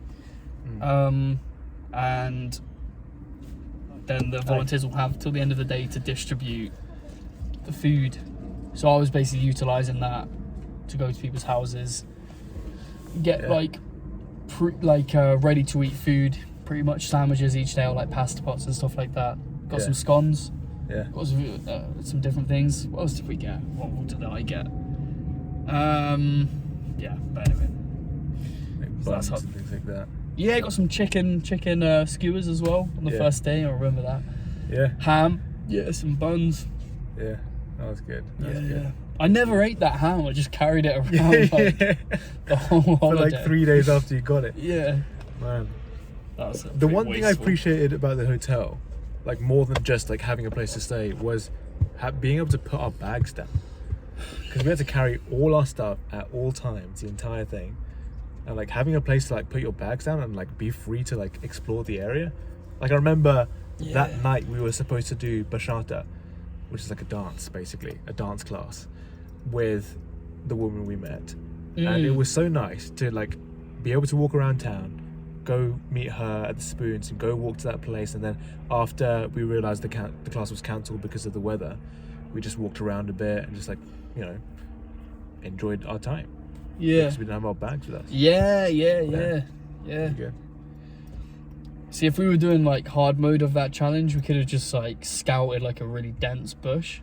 Yeah. If that was like a thing that was you were finding difficult, and just like hid our bags in that. Yeah, true. But yeah, that was day 2. Future. And then so day 3 we woke up, got breakfast, and then what did we do day 3? I can't remember. Just kind of explored around a bit, right? I remember how it ended. Well, we got up. Didn't really do that much on day 3 because we woke up pretty late because we were in the went hotel. to the museum. Yeah, we did the museum. I swam in the sea. You did, yeah. Went some to a pontoon and back. Yeah. So we went to the museum. That's where you saw the environmental stuff about the sea, and that same day you went and got that Red Bull can out of the ocean. And then and then you went to swim in the sea. Yeah. And then we met Fee at the Spoons again, and we hung out until we tried to play the Weatherspoons game. Yeah. Where you post on Facebook, ask for free drinks, and say that you'll pay it forward, which I'm sure no one ever does. Well, it looked like a pretty popular page though. Yeah. Like the posts that were like above and below us seemed to get loads of likes. Yeah. Or below us anyway. Yeah. That were posted earlier. I don't know how it would work, how to get more likes and that kind of thing. But yeah. We played it twice. Didn't get anything. Nothing. Nothing. No. That's some good chats though. deep philosophical chats like the one we're having now. Yeah. I feel like she was really philosophical for, just some random woman. I appreciate that about her. Mm-hmm. She's really nice. Yeah. Genuinely, cool person. I told her so as well. I had long chats. You were asleep a lot of the time, but I had long chats with her and her parents. So that was a very uncertain time as well, because that whole day we were she messaged us saying you might have a place on a sofa or something like that at our house, but then there was a back and forth. We won't discuss details there, but there was a back and forth, and so we were really uncertain. We were thinking we're probably gonna have to hike back to Saltram Park, an hour and a half or 2 hours back that way and pitch a tent. But thankfully, it didn't really bother me because it was the last night at that point. So even if I slept shit, I was like, it's fine. Yeah, again, I was more worried than you were about that, but I think you need to toughen up, mate. Well, I'm fine. I don't whine when it happens, but I'm hopeful for the optimistic option, right? Yeah. Do you know what I'm saying? Yeah, I suppose. If we did have to camp, I wouldn't have complained, but I would have been we lost out, Yeah, but it's just it just didn't even. It could have been so much worse. I feel like it didn't even warrant complaining or having to go through that mental battle of I'm gonna stay tough here. I wasn't going to anguish. I was just there's a sofa there. Yeah, that'd be nice. Oh, that's fair. That's fair. I was used to camp when I was a kid, so to me it's just it's not even it's just it's all right. I don't care. It didn't bother me having to just walk. It was more the hike. I was like, I've got to hike an hour and a half. Yeah, but I guess the tent was pretty small. Yeah. So it was you couldn't move around. That's uncomfortable. Yeah. So I guess it wouldn't have been. We got lucky with the weather, bro.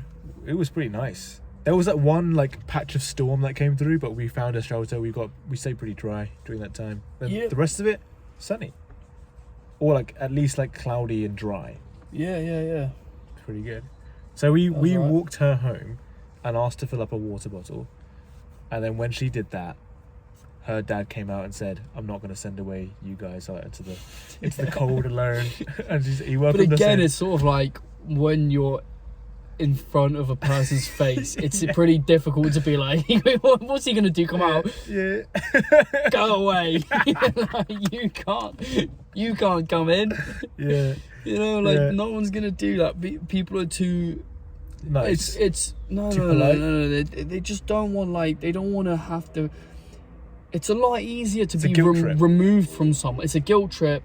You don't have to if he had to reject us in person, he had to see the rejection on our face, and it would linger with him, the guilt and the bad feeling of not helping people, right? Yeah. It's a lot easier when you're more far removed. If someone asks you second hand, nah. Yeah. So he was never going to say no because he didn't want to feel bad about it. It worked in our favour then. I mean, maybe if we looked less presentable, but I feel like we looked pretty good. We was nice. Two good looking guys. Said hello. Yeah, two fucking studs. Oh yeah. He was probably shit, man. They're gonna run a train on her. Don't say that. Don't send this link to me. Come on, man. But I'm joking for the record. But he it would have been difficult for him to sort of reject us in real life. And I mean, he wanted to be nice to us as well, I think. Yeah. And when I got to know him, he was a very nice guy. He told me all about his life and all that. And he seemed pretty standoffish, but when I went down earlier the next morning for breakfast, a bit of an introvert maybe, I feel like. Yeah. I think so. But he would once he got talking, he would talk a lot. Yeah. He'd talk a lot. Yeah. So that night, he got me mints because he knew about my diet. His daughter told him about my diet, and he got me mints, which I thought was very, very nice of him to go out and get mints. So he specifically went and bought that, did he? Yeah, I thought they just had it. I think he did. I don't know, but I think he did. I think he did go and get it. So they already had the intention of helping us. It was more her sister that was a bit funny. We won't get into that because it's kind of private. No, we're getting into it too much. I mean, she had a daughter, so she was concerned about letting two strangers into the house. Yeah, okay. I think the parents were always on board with it. Yeah. Or at least, not on the first day, but the second day they were on board with it. Yeah, yeah. And then also they had like a family Understandable. party, which is Yeah. why it was like a bit more intrusive for us to just go to that. Yeah. But she which is, invited us again, to it, though. understandable. Because, oh, you guys can come to But this. again, like, it's like she didn't invite us, but it was her parents' house. Yeah. It was her parents' party. Yeah. So Yeah. it's like, that's why it's more their decision, right? Yeah, of course. And I respect it. I understand it. It's two random blokes. You don't want them around your house. And, yeah, it's understandable. But yeah, I'm super grateful for the kindness they showed us in the end. Like, it was really nice. They had a really, really nice house, and I loved it a lot. It was like a Victorian style house. It was like, you know, they had like the stove was built into this like ancient kind of looking chimney thing. It was really cool looking, and the rest of the house had like, you know, Yeah, it was a pretty cool gold, house. gold kind of like decorated, like even the plug sockets and all that. And the bookshelves were like inlaid into the wall, and yeah, I found it spectacular. So they gave me mints, and they allowed me to cook on the stove with some butter and things like that. They gave you some Pizza, pizza, pork pie, chicken drumstick, yeah, balsamic vinegar, yeah. salad. What salad? Yeah. Right. What else did I have? Quiche. Mm. Like I had a little bit of a lot of food. Yeah. It's good. Yeah. Variety. Party leftovers. Yeah. That's the best type of food. Yeah. Yeah. Yeah, you just get like to try lots of different flavors, which I know you haven't really experienced in like 2 years. Yeah, almost 3 now. Almost 3. Yeah. I'm fine with it. I love it.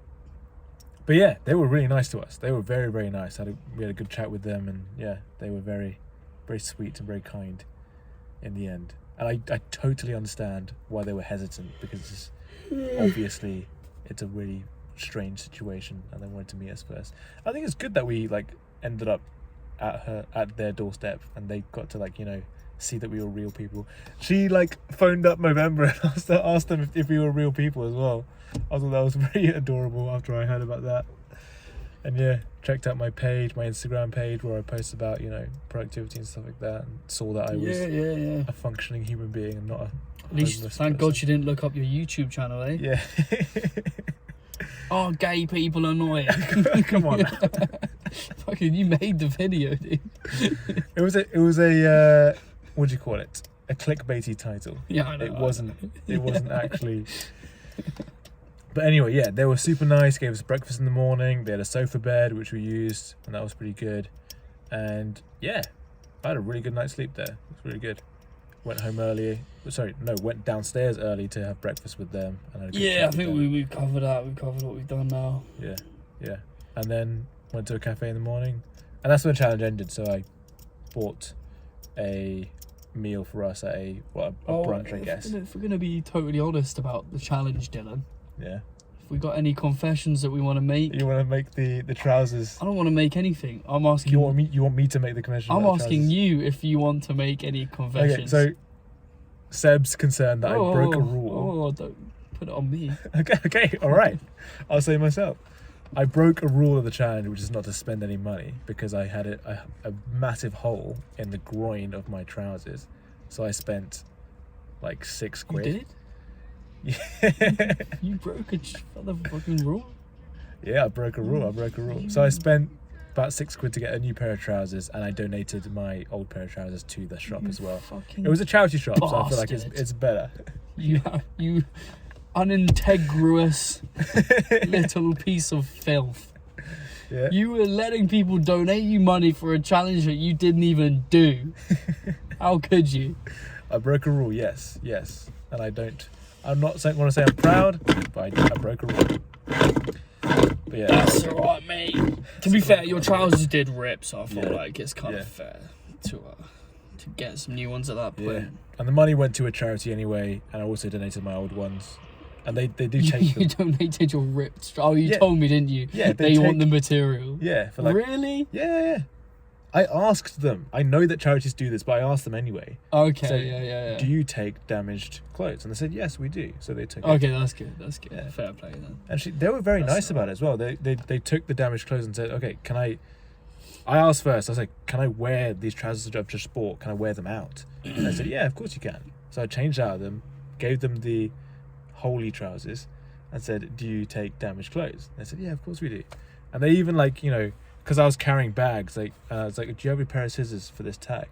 And so they didn't give me the scissors. She lifted my shirt and Ooh. snipped the tag Kinky. off for me as well. So they were very, very kind and gentle about it as well. And that was another thing I appreciated. She was gentle when she lifted your shirt. Yeah, I mean... I like it when they're rough. Yeah? Yeah. Is this something you do often? No. You tag yourself, you tag your trousers and say, can you snip these for me? Bit of a weird fetish. Yeah, that was good. So, yeah, I guess I cheated. I broke a rule. I admit. Fair enough. But, so we fucking did that. It was right. And then, Maybe we shall do another one in the future. Where would we do it? Up north, do you reckon? I don't know, though. I don't know Manchester? if I want to do it again. It was just, it was Bit fun. boring to do it again. But just, the style of it, which was just, asking people for help. Yeah. That wasn't fun to me. Yeah. Yeah. The process wasn't fun, but the results. I would want to do more of the stuff that you are uncomfortable doing. Like what? Lying. Like sneak-ins, Yeah. trespass. See, I'm not okay with that. Yeah, I know. That's why, We've got our separate ways. That was the plan originally, Yeah. wasn't it? I do my method, you do your method. Sneak into, a boiler room in a hotel or something. Yeah. Fucking sleep there. Just, little things like that. I don't know. I mean, I didn't really have time to think about it. I think we finessed Scotland pretty well with the bike shed. We slept in that was pretty cold. And the outside. common room. And the common room too. Yeah. That was good. But I knew the area. Yeah. You had It's prior knowledge. It's more difficult when you don't know an area. Yes. Yes. Yeah. I think we got pretty lucky, to be honest with you. I mentioned at the start this could go horribly wrong, and it felt like it did at sometimes, right? Well, after the first day, we were so defeated the next morning. Yeah. Look how down we were. We We had sat on the we had no rocks energy. on the beach. And we just saw a staircase and we just went down. And we just sat down. And we knew we had shit to do. Yeah. But we had no energy to get up and get on with it. Well, guess what? I put effort into that in that little bit of time, and the picture I took of you that time was the picture that she saw, and she DM'd us. So I said hi to her. Alright. Nothing else. I didn't explain our challenge or anything like that. She clearly saw the picture I just posted and said, "I like what you're doing. Come, I'll get you a hotel. I'll get this." You know? Yeah. It was right there. We were defeated. Yeah. So if you are following along, if you're still listening at 127, it's the picture of Seb sitting on a rock, and there's a building behind you, and you're on your phone, and it's the caption. The aquarium's behind me. Yeah, the aquarium's behind you. Yeah. Couldn't get in there for free. Did we ask? I don't think we were interested. Yeah, not really. Yeah. They would never ever say yes. I was just and also I was sick of us you guilt tripping people into letting us get free shit under the name of charity. And you can't justify it through we're promoting kindness to the reception. Why not? The aquarium reception. Yeah. Bro, it's fucking bullshit, man. You can't It's a perspective. you can't just keep telling everyone we're doing it Why for not? charity. Why not? Give us free aquarium. Why not? We can't do it now because we're not doing the challenge anymore. Elon Musk, give me stock in Tesla for charity. Promote kindness, Elon. Nah, man. Why not? Because we've been over this. Okay, yeah. Because I think the conclusion is just perspectives. I don't deem the kindness that you promote to be more valuable than the generosity that you are receiving under the name of goodwill and good intention. Okay. I just don't believe it balances out. I think what you're receiving is of far greater value than of the positive message that you're promoting. And then I guess you also could take this answer as okay, yeah, we're receiving but we're also promoting. That's two good things. Just because people are given to us doesn't necessarily mean it's bad. it's bad. Yeah. you know, then we're not taking from the charity. Maybe they wouldn't have given, just because they're giving us doesn't mean that they would have necessarily given that money to charity. Yeah. You know? Yeah, there you go. So it's like... It's perspective, I think, yeah. It's just how you see it. It is perspective, yeah, it is perspective. That's the conclusion we've come to with that. But yeah, part 2. Where's it going to be?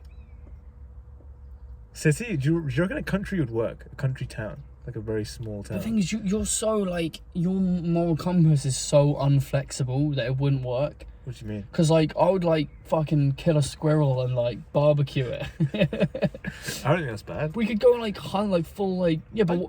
Okay, would you... I love hunting. Okay, bro. would you kill I love it? the idea of hunting. I haven't done it yet. We have to cut this. Why? I don't know, would you go and, like, kill a sheep?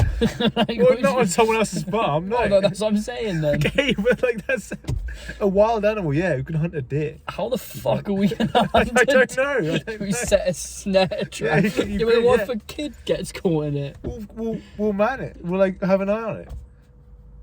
What do you mean? What, we're just gonna sit and wait in a Well, fucking, like, We'll look at the surrounding it. We'll do it in an area that's bury obviously ourselves not... in leaves and just wait for a deer and just grab his leg? Yeah. Like, how are we're not... We'll do it in an area that's clearly not, like, people don't go there. If we were to set a snare, for example, right? We don't know anything about hunting or where deer would be. We might have to research that. What Like, would you join do? a We would join do- a hunting crew and say, "Oh, can you spare us some of your meat?" We could make Good it. sir. We couldn't make it a charity challenge because there would be so many people that would get angry Yeah, by us, like, probably in a country, you illegally reckon? hunting, yeah. like, and also people are just, it's a very controversial thing, hunting in itself. Yeah, Like, people don't like a lot of that, vegans don't like us, bro. like, not just vegans, even meat eaters would be uncomfortable with the idea of hunting, I think. Really? Yeah, I think do you so. mean? Because it's like we're killing when we don't need to kill. So it's like we're gonna eat it. That gets into the whole argument of veganism and vegetarianism. Now, Yeah, doesn't but let's not. it? Yeah, yeah, that's what I'm Let's saying. not. That's what I'm saying. That's what I'm saying. But I just think, So what, you're regardless of, like, A part 2 would the not. justification, I think if we want to do it Yeah, for charity, we Yeah. have to please the people to an extent, right. and bring hunting into it is just gonna piss off a lot of people. And that's gonna, like, mean that we will Part not of me get thinks. Part of me thinks. people "Oh, getting who behind it cares?" and doing it. Okay, I agree, but then we couldn't do it for charity. We just have to do it, like, ourselves.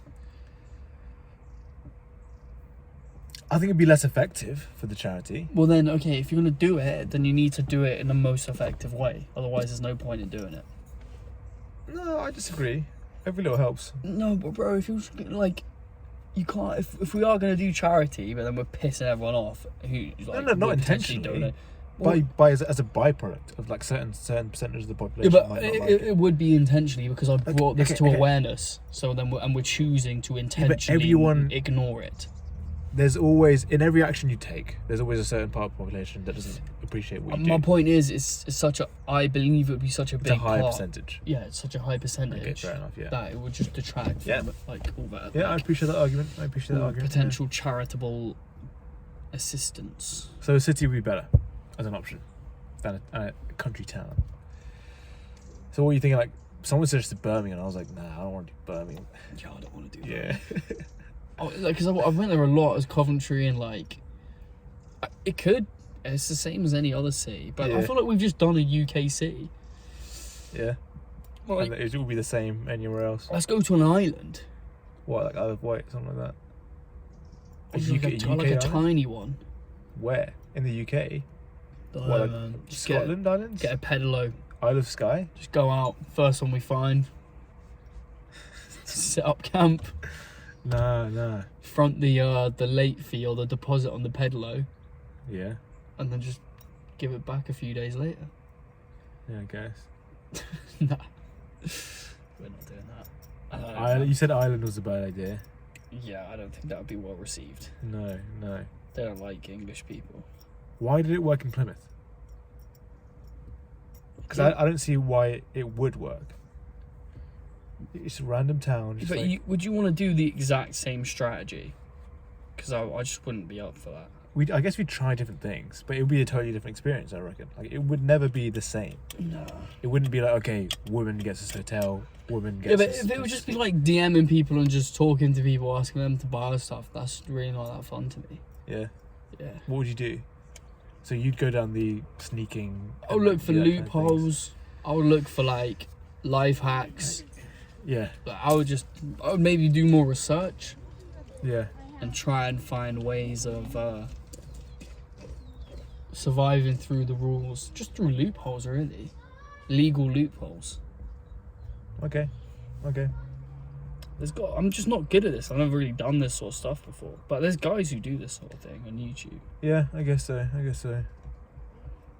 Yeah, I guess we have fun with different things. I like talking to people and meeting people and things like that. And you like... I like that, but I don't know, the way we did it just was not good. Yeah. Just like A lot of DMing reps. and A lot of reps. It was like, felt like quantity over quality. That's what it felt like a bit to me. I feel like it was quantity that led to quality. As in the one or two people we met were very quality people. I mean, you kind of... Yeah, you're kind of been a bit too, like, metaphorical there, I feel like... But, I mean, sure. Like I feel like we I know just what you didn't have mean. much strategy. There wasn't much strategic planning. It was just... That was the whole point of Let's it. just DM loads of people and talk to loads of people until someone helps us. That was like... How would we have planned it? I don't think we could have done.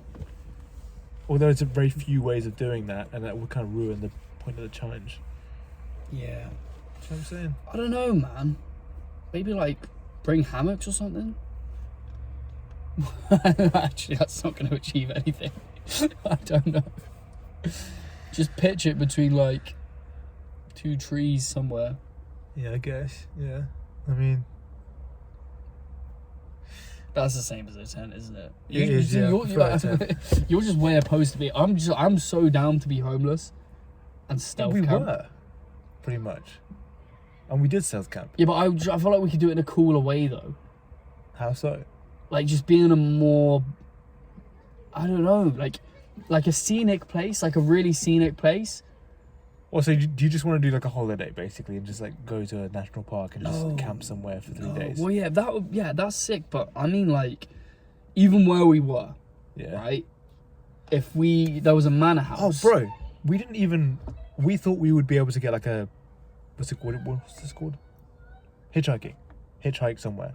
Mm, That would have been good. yeah, That could happen part 2. hitchhiking could happen. Yeah. We could hitchhike from Bucks to somewhere. Go on the motorway. Just be like, can you take us to... Ghost, like, wait by, like, the M40 or, like, Yeah. entrance on a roundabout. Like, go by lay-by or whatever, Yeah. and be like, just, where are you going? Yeah, exactly, yeah. There you go. Yeah. But that could have been an option, like... Or like a with lorry, Plymouth. you know, lorries go really far. But how Yeah. the fuck would we get back? And a lorry. No, I wouldn't hitchhike, bro. I wouldn't want to wait. After like a few days, I'll be like, oh, I want to fucking get home now. Yeah. I guess we could just get on a train or something. Yeah. But no, what I was gonna say was that's definitely a good idea. But what I was saying was like with cool stealth camping, like for example, where we camped the first night. If we scouted that out when it was light, and there was a manor house, if we could find a way to like a cool bush in the manor house, you know, where we could see it. Yeah. I just felt like that would be fun. Yeah. Like Yeah, okay, yeah. hide in plain sight almost, where there's like, you know, something where you shouldn't be, or I don't know, or maybe like more bait in the city somewhere, but you're also secluded somehow. Yeah. Like Someplace where it's a bit that naughty. roundabout stealth camping Yeah. video. Yeah. It's like the greatest video I've ever seen. Yeah. Something like that. Yeah. Yeah. Could do that, yeah. I mean, like, Or like, you know, like you'd have to like front that though. You'd have, because that's your kind of thing that you want to do. what do you mean I'd have to front it? Like you As just in, like wouldn't in do it. Plymouth, I feel like, I don't know, that wasn't really an option. Or like maybe you didn't find any places like No, that. because I was never we would have had to dedicate like a few hours to look for some place, Yeah. and like every I time. was kind of doing my own thing, right? I was kind of like DMing people on my phone and Yeah, that's what I'm saying though. Yeah. When the one time when we checked out the park, when we went to Hope Park the first time when it was dark, Yeah. we were going there just to look to see if there was anywhere to camp. Yeah. But then you were sort of saying like, oh, I want to go and like go to Weatherspoons, go talk to people, keep asking more people to stay at the house. Like even when like that small period of time where I was like trying to look for some potential places where we could camp. I thought you were right though. I was convinced by your argument. I was like, yeah, you're right. What? We should probably look for a place to camp. Yeah, it's just a plan B. Yeah. And then those places, because thing is, if we didn't even do that, Yeah. we would have done what we were doing, gone to Hope Park, Yeah. seen we couldn't have gone there, Yeah. and then had to go to the other one. But at Yeah. least what we did was we went to Hope Park and then realised, okay, we cannot. So it's like No go. we're just like excluding an option. So then, okay, now because we know of the where. homeless people. Yeah. Yeah. There was like 10 tents. No one's watching at this point. But just for the one person that is. Yeah. There was like 10 tents we saw I was in gonna this say park. my mum, but probably not even her. No. My mum, maybe. Yeah, there was like a bunch of tents. It just looked pretty shady and like a bit crackheadish. So we thought we don't want to be near here just because of like safety reasons. Mm-hmm. But yeah, so we were there. But then yeah, so we went there. Blah blah blah. You were like, "Cool, it's a good idea." But then I feel like towards the end we were doing that for like a bit, and then you kept saying, "Right, where are we going? Where should we? Let's go." Like Talk I to felt more like you people. were like you wanted to just go where the people were to keep like asking, Keep asking, yeah. keep talking, saying the same thing. So Yeah. that's why like that went to an end. But it would have been like for me, it would have been dedicating more time to just like looking around. But I guess yeah, maybe I could have. It was nighttime by that point, so yeah. Yeah, on that first day, we did what we could do, I suppose. Yeah, did our best. But yeah, maybe would have. I don't know, man. I would have eaten. I don't even know. I think we did as well as we could have done. Yeah, we did really well. We did pretty well. Things were I think very, we did very pretty well. uncertain. We didn't know what was going to happen next. We didn't know where the next meal was going to come from. Yeah, I mean, I ate. If you want such a like fussy eater, Yeah. then you could have eaten as well. Yeah, I didn't mind. I was accepting the fact that I was not going to eat. Yeah, but I think the fact that like we were so tired and exhausted and demotivated after on that second day, Yeah, the fact that you hadn't eaten and I hadn't eaten was a big contributor to that. yeah. Poor sleep, Perhaps. not much food. So Yeah. I'm saying, although you're saying you were fine to eat, I'm saying it would have helped us if you did eat. Perhaps. Because we would have had fresher, more sharper minds Perhaps. to be able to like think more clearly and execute a plan. Well, it worked out in the end. Yeah. The efforts I put in paid their dividends. Lots of tears from Fiona. Yes, It was tears for us. She was Yes. fighting our cause yes. in our yes. family. We appreciate that. Yes, yes. Wonderful human being. Yeah, Yeah. she was really nice. She was, yeah, she was. Yeah. I loved it as well. I came back from that holiday feeling really good. I texted you about this. I was like, I feel fucking awesome, right? I don't know why. I think in That's good. hindsight, I was just a bit like feeling down before the holiday. I just came back to normal maybe, I don't know. But I felt great. I started waking up early. I started going to the was gym good. again. So I like really like hammering workouts and yeah, feeling good. That's good, bro. Really put into my mind like the reset that you need sometimes just to like, you know, spice things up or like, I you guess know, like yeah, break sometimes things up. yeah, that's exactly it. You just want to like break up your routine sometimes. Like nice to just do something different, Yeah, do something change hard. the rhythm up a little bit. Yeah, I told my mum afterwards, by the way. What did she say? Yeah, she seemed to be like, you fucking. She said like a Tamil word. I don't know how to translate it. Like basically, you like, you naughty kids or like something like that. Basically, Right. and she was like, "Yeah, good you didn't tell me because I would not have let you do that." So how did you describe it to her? I'm curious. Like I just said what we did. Basically, by how the we- way, that holiday, we paid nothing for nothing. so you said, did you say we didn't book any accommodation? Yeah. Nothing. So we took a train and that was it. I had to survive.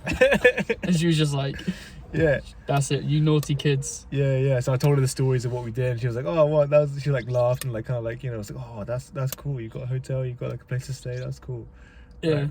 And yeah. She was like, I would not have let you go. Yeah, She was like, yeah. I wouldn't have given you my blessing. Yeah. But would you, if basically, you yeah. did tell her and she was like, you're not allowed to do it, does she still hold that authority over you? Like, No. so you would have just done it Yeah. anyway? I guess I would have had friction, but I guess you Yeah, don't yeah. really care at that point, do you? Yeah, You just do exactly, what you want. yeah. But yeah, I feel like that way with mothers. Sometimes there's things that they don't need to know yet. Perhaps there was a time where me and Ben crashed our motorbikes in Indonesia, and we could have told our mother, but we didn't until 4 years later. We break the news to her, and by that time it was like a funny story, right? And so yeah, it's a context like that. Yeah. Especially with mums, you just don't say shit that would worry them needlessly. Are you deceiving your mother? I guess in a way, but it's like it's a different kind of lie because it's lying by omission. So is that okay? I feel like if you don't say anything, But you're aware. that's not a lie. But you're aware of the omission, right? You're choosing not to say But crucial if details. So I'm just curious, like so you're saying by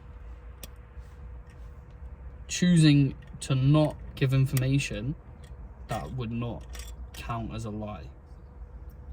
Because you're not giving incorrect information, you're just not giving information any that information, occurred, yeah, and that's not a lie. it would be like. So you're not being so It would be like- binary now, huh? Well, no, because there are cases where it is like an arguable thing. Like it would be like if someone asked the guy on the train station, "When's the next train?" and you just didn't say anything. Right? It's not lying. What do you mean didn't say? You just ignored, Okay, sure. But right? he knows. He knows it's in 30 minutes. Yeah, What the fuck? is that a lie? No, right? Okay. But I feel like Sure. for this one, it's like, they might have said, "Oh yeah, you got everything prepared for this holiday?" I'm like, "Yeah, we do," right? And we prepare to go and have no plan. That's the preparation we had, right? So I was like, yeah, everything's fine, everything's sorted, right? And so yeah, I don't feel like that's a lie because it's like I am telling the truth. Like we're prepared to do what we want to do. I just left out a detail that might worry them. I feel like that's you got to decide there, right? Would telling them the full truth worry them, and could I wait, like the Simon Sinek thing with the honest opinions? He said, "Okay, I'll tell you my thoughts tomorrow," right? He knew that waiting would be better, but it was still the truth. So what you're doing is you're just thinking Waiting for a of better time to tell the truth. Optimal time to tell Yes. the truth. Yes, yeah, exactly. So yeah. then would you not argue that the opposite of the truth is a lie? And therefore you're lying in the present to reveal the truth in the future? I wouldn't say lying is the opposite of the truth. It's a kind of it's hard to define these terms. It's very difficult. So you're kind of, without being willing to admit it, I feel like your stance in where I view it a little bit, just by saying that context is very important and it's not as linear as you might initially think in terms of deception and not deception. But that's a function of time, not the lie itself. I think the lie itself is quite definable, right? Mm-hmm. But the time function is that's a different argument. Well, there's a million when you factors tell- that influence a lie. Yeah, but when you tell it is like a thing that you can say, okay, I'm going to tell that truth at this time. Not at this time, because at this time it would cause needless anxiety in somebody. But at this time, it wouldn't cause that needless anxiety. Mm-hmm. But they're still going to know the truth. Mm-hmm. Do you know what I'm saying? I feel like you have to measure in your mind, okay, what is this the right thing to do by telling them this truth at this time or this time, right? No, I agree. But I just think I would define that as a lie to then reveal the truth in the future. I agree that it's the optimal thing to do from a moral and a interpersonal point of view, but I would define it as a healthy, acceptable lie. That's how I would define that. Because by withholding information, I would argue you're intentionally withholding that information, and by doing so, you are not leading them to the truth of what is occurring. Therefore, that is a lie. Although you are aware that by revealing that information down the line, it's a more healthy way to translate that information to them, I still think that you're lying at a certain point just for the benefit of that relationship, for the benefit of that interaction, and there's nothing immoral about that. I don't think I led them to believe that I had, like a hostel booked, though. I think it would be different if I led them to believe that. Led them to believe what? That I had a hostel booked, I had accommodation booked, instead of doing this challenge. You absolutely did lead them to believe that. What do you think that your mother assumed? I was going on holiday. No. Where do you think that she assumed you were staying? Do you think That place? Yeah. If you were to guess, percentage-wise... But no action of mine led her to believe that, though. You don't think by withholding information, you led her to believe that But if I said something like... Surely you can't be this naive, bro. What do you mean? I just think you're sounding moronic right now. If I were to say something like...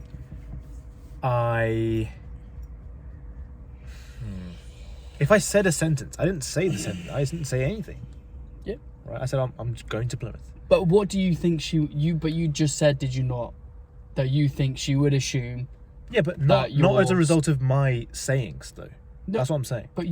But by choosing to withhold the information, she's resultingly thinking that, because if you gave the information, she would have correct information. Yes. And she would know that you're staying on the street. Okay. You've taken that information away, and in doing so, you've led her to believe that she is... You're aware of how she's thinking with the information and without the information. You know what she'll think if you give the information. You know what she'll think if you don't give the information. You have two choices to make. Yeah. You choose to not give the information, right? Then she's going to think something else. So that action...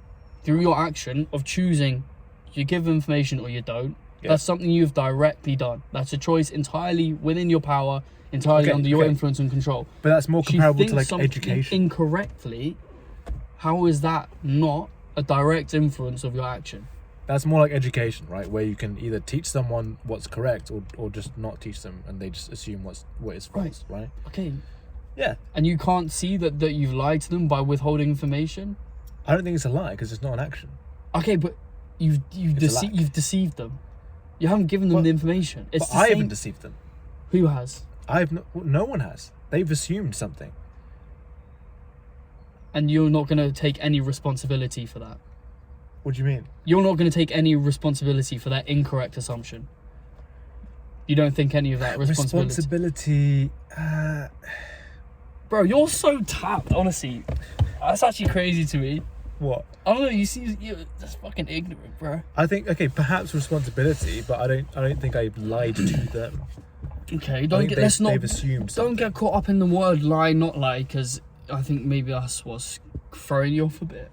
I think they've assumed. That's something I can concretely agree with. They've assumed, but is that assumption upon influence of your action? I've not created that assumption. No. I've not influenced that assumption. You haven't? No. Okay, but what if they're making an assumption. What if you told them the truth? They would change it.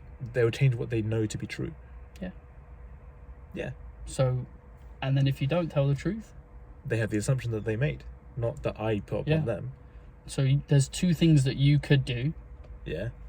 And resulting from those things, she is gonna either believe one thing or not believe it. To lie is an action that you do. But then how can you say that that's not? But don't worry about lying. It's it's under your influence though. Yeah, but so is like educating, people in Africa about mathematics. But then I don't do that. So am I lying to those people about mathematics? No. But you're not having a conversation with them about mathematics. Well, I'm not. But you are having a conversation with your mother about what you're doing. She's asking you, and you're in that situation. Yeah, okay. We talked about going to Plymouth, but we didn't talk about accommodation, right? But you knew what she would assume, though. Yes, but she didn't go and pursue that lane of conversation, right? Because it's like an assumption that goes without needing like an up. When something's out of the ordinary, like you assume the ordinary. Yes. Because it doesn't need to be updated. You have information you have updated information because it's the extraordinary. Yeah. It's not the usual, right? Yeah. So she doesn't need to chase. Then the obligation is on you to update her because it's not something you would check because it's assumed, right? She would assume that we would be staying in accommodation. But anyway, I don't think we're going to get anywhere. I don't think I'll change your opinion. I would think agree that it is a bit deceptive, yes. Oh, there we go. Well, that's good of you. You've come to a bit of sense, in my opinion. My mind can be changed. I'm not a closed-minded guy. I think you are a bit sometimes. But Okay. I'd say it's deception, but not an intentional, like, it's not the act of lying. Do you know what I'm saying? Okay. Do you But know then, what I'm but then that's just a definition. Words can mean different things to different people. But as long as you're going to take some accountability of her lack of understanding of the truth, to me that's the same thing. If you don't want to call it that, if you don't want to call it a lie, you don't want to call it a lie, I would view it as that. But as long as you are aware that you have accountability for her not knowing the truth, Yeah, I do. I do. Then I think that's the same thing to me. It's just you're not willing to put the same definition on it. You know, it's Okay. I think the event or the thing is more important than the word you define it as. The word Okay. really is irrelevant. Lie, not lie. It doesn't matter. Okay. It's like how you're. And to me, okay, this is what I'm saying. You're viewing it very binarily. Like this word means this. It doesn't matter. It's more like the event and the outcome of the thing, which is, I have influenced her information to be incorrect, right? So let me just repeat what I think you're saying. So I believe, I think I agree with you on this point. I have a responsibility that I have influenced what she's thinking because I've left out a bit of information, and that's deception, and I'm responsible for that. Yeah, I agree with that. Yeah. Yeah. Yeah. Yeah. Okay. There That's you go. good that you have that. And I would define that as a lie, but you're unwilling to accept that. Well, I because think a of the lie way- is like an action that you do. Sure, there we go, okay. You know, Sure. perhaps. You would consider a lie, it's like misinforming information rather than omitting information. Like you would that's just what you would consider. I would consider a lie like I think there are lies by just omission. not giving. Yeah, well, there we go. There are, but I think this is a different case where I just didn't talk about that category entirely. Right? Yeah. Okay. Like I could have, I don't know how I would explain this, but I think it's a lie by omission to a greater extent, and because it's more far removed, yeah. you're less willing to accept that it's a lie by omission because you just didn't even cover any of the topic. Because you didn't go into the finer details, Yeah. then it's more far removed, so therefore you don't think it's a lie by omission. Somewhat, yeah. I guess it's yeah. But it's not that deep. Well, to me it's not. Maybe to you it is. I don't know. It's fine. Okay, so I would agree it's deception on my part. I accept it's my responsibility. Yeah. I guess, I don't know what I disagree with it. I think it's just like a You know, argument about what the fact is it right or wrong. It's just, I think what it is, What? it's hard to... I think the fact that I came out and tell the truth at the end was good. Yeah. Right? I think maybe... I think what you're having struggles with is like you feel like your moral compass is being challenged. So I feel like But I like that. you're reluctant to accept that, like Yes, that you because don't I want feel to like accept that you I did something wrong. did something wrong, basically. Of course, yes. So But that's why you're struggling to come to terms with But I appreciate your the arguments definition. because I do feel like I have a responsibility to do that, and it is technically wrong.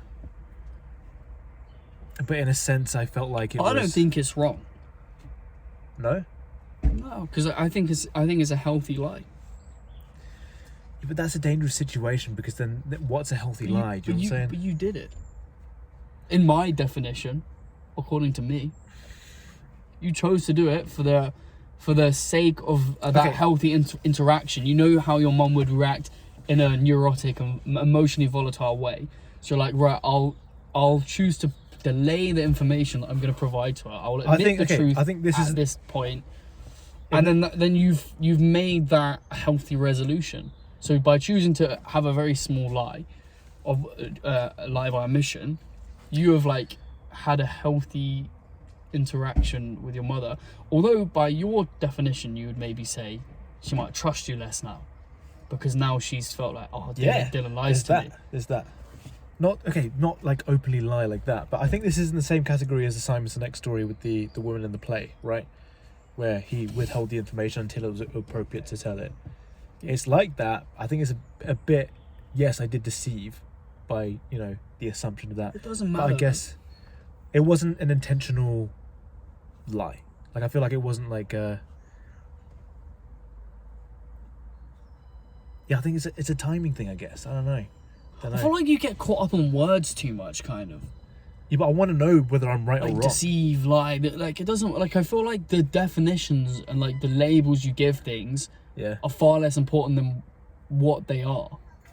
Yeah, but... So, like, you said, did I deceive? Like, who cares what deceive is? Like, just take the situation on individual basis. Like, analyze it. Then just labeling it deceive... Yes, must be bad, or no, okay, it's good. Like, if they had asked me straight up, like, what's accommodation? What are you doing for accommodation? I would not have accepted lying to them. There we go. Okay, that's good then. Do you know what I'm saying? Yeah. So you wouldn't want to, because then in your eyes it would be an absolute lie. Yes. Okay. Although the result is the same. Would you not agree? Because they're equally misinformed. No, but then they're certain of, or they believe it more because I've told them. Or they have more reason to believe that truth because I've told them that. Yeah. I guess that's how... I mean, that's the one argument you made, I suppose. By lying, you inflate someone's distrustfulness towards you. Yeah. But I feel like that doesn't happen really with the information I left out. Because I never lied about it. Yeah. I just sort of didn't mention it. Yeah. I think it's an arguable point. In my mind, I'm trying to figure out in my mind whether I think it's... Just, you know what? Sleep on it. Yeah. Let's get back to me on this, man. All right. This is a fucking podcast. What are we even talking about? Well, it's an important topic. It's morality, isn't it? Sure. I mean, I suppose. Yeah. Yeah. There you go. Yeah, I mean, it's a moral conundrum. It is. There will never be a problem, innit? Never be an answer. Yeah. So let's just accept that. That's fine. Yeah. I feel like as a rule, it's good to have, like, a rule like not to lie or to tell the truth whenever you can. It's a rule. It's in 12 rules of life, isn't it? Tell the truth, or at least just don't lie. Basically, right? Good rule. Yeah, it's good. I think, some people have to live their way by absolutes in order to maintain consistency and persistence. Yeah. I don't think I need to. Although, no, well, look. Maybe I do. Maybe I could be better in terms of being more, like, absolute and, like, binary with certain things to just keep disciplined. But certain things I don't feel like I need to implement that strategy towards, like, remaining consistent with a particular trait or like thing that I want to improve or keep doing. Lying is one of them. But then like in terms of like watching less porn, you know, like your sort of approach to being absolute with Instagram, I don't look on the feed. Yeah. Right, if I could use that approach, then I wouldn't be exposed to like some like softcore porn that's gonna like trigger something, you know. Yeah. So I definitely think like an absolute approach is like necessary for certain things. Yeah. Like it's just subjective, really. It's very interpersonal. Yeah. Yeah. Fair enough. But it's very personal. Yeah, I guess so. Yeah. Right. Should we wrap Wrap up? it up? I feel like we're kind of like Fading out. fading out a little bit here. Yeah. Like there's not really much good like I don't know what we're talking about at this point. Let's just name a town to see what the next place is going to be. Like an idea or a list of ideas of towns. So, not Birmingham. Or is that going to stay on the list? We've got Birmingham, we've got Manny, we've got like I've Sheffield. been to Birmingham a lot though. Yeah. Got I know Nottingham. some people in Birmingham. Yeah. Yeah. We get a place to stay, huh? Yeah. There you go. We could do Leicester. Easily. We do Loughborough. That'd be boring. Yeah, because you just know Yeah. like so. That's the problem with Birmingham. Like I know a girl there. Yeah, exactly. So I could just be like, yo, can my boys sleep in your kitchen? I'll sleep in your bed. Like, yeah, that would defeat the point of the challenge, huh? yeah. Or some place we've never been again. Like just throw a dart at a map or something like that and just go there. I've been to a lot of places in the UK now. Yeah. Or you just want to like screw it. Let's just do like a holiday. Just pay for it. Yeah, why do we have to do this again? I'm not you definitely don't want to do that. I'm not like maybe, but I'm just not ready to commit to it again. Okay. Like I want to Like I want next to year break. or something like I don't know yet. Couple of months. What? Look at this guy over here. Wow, it's a fat lens. That's a camera, right? That might be a camera. Should we film him? No. Why? You won't be able to see on this camera anyway. Oh. I wonder what he's looking at. Birds. Like a deer, maybe. Yeah, maybe birds. Yeah, bird watchers around here. Right, cool. That's it. I'm not gonna get an outro for this. I reckon it's just like finish. That's it. Yeah, do it.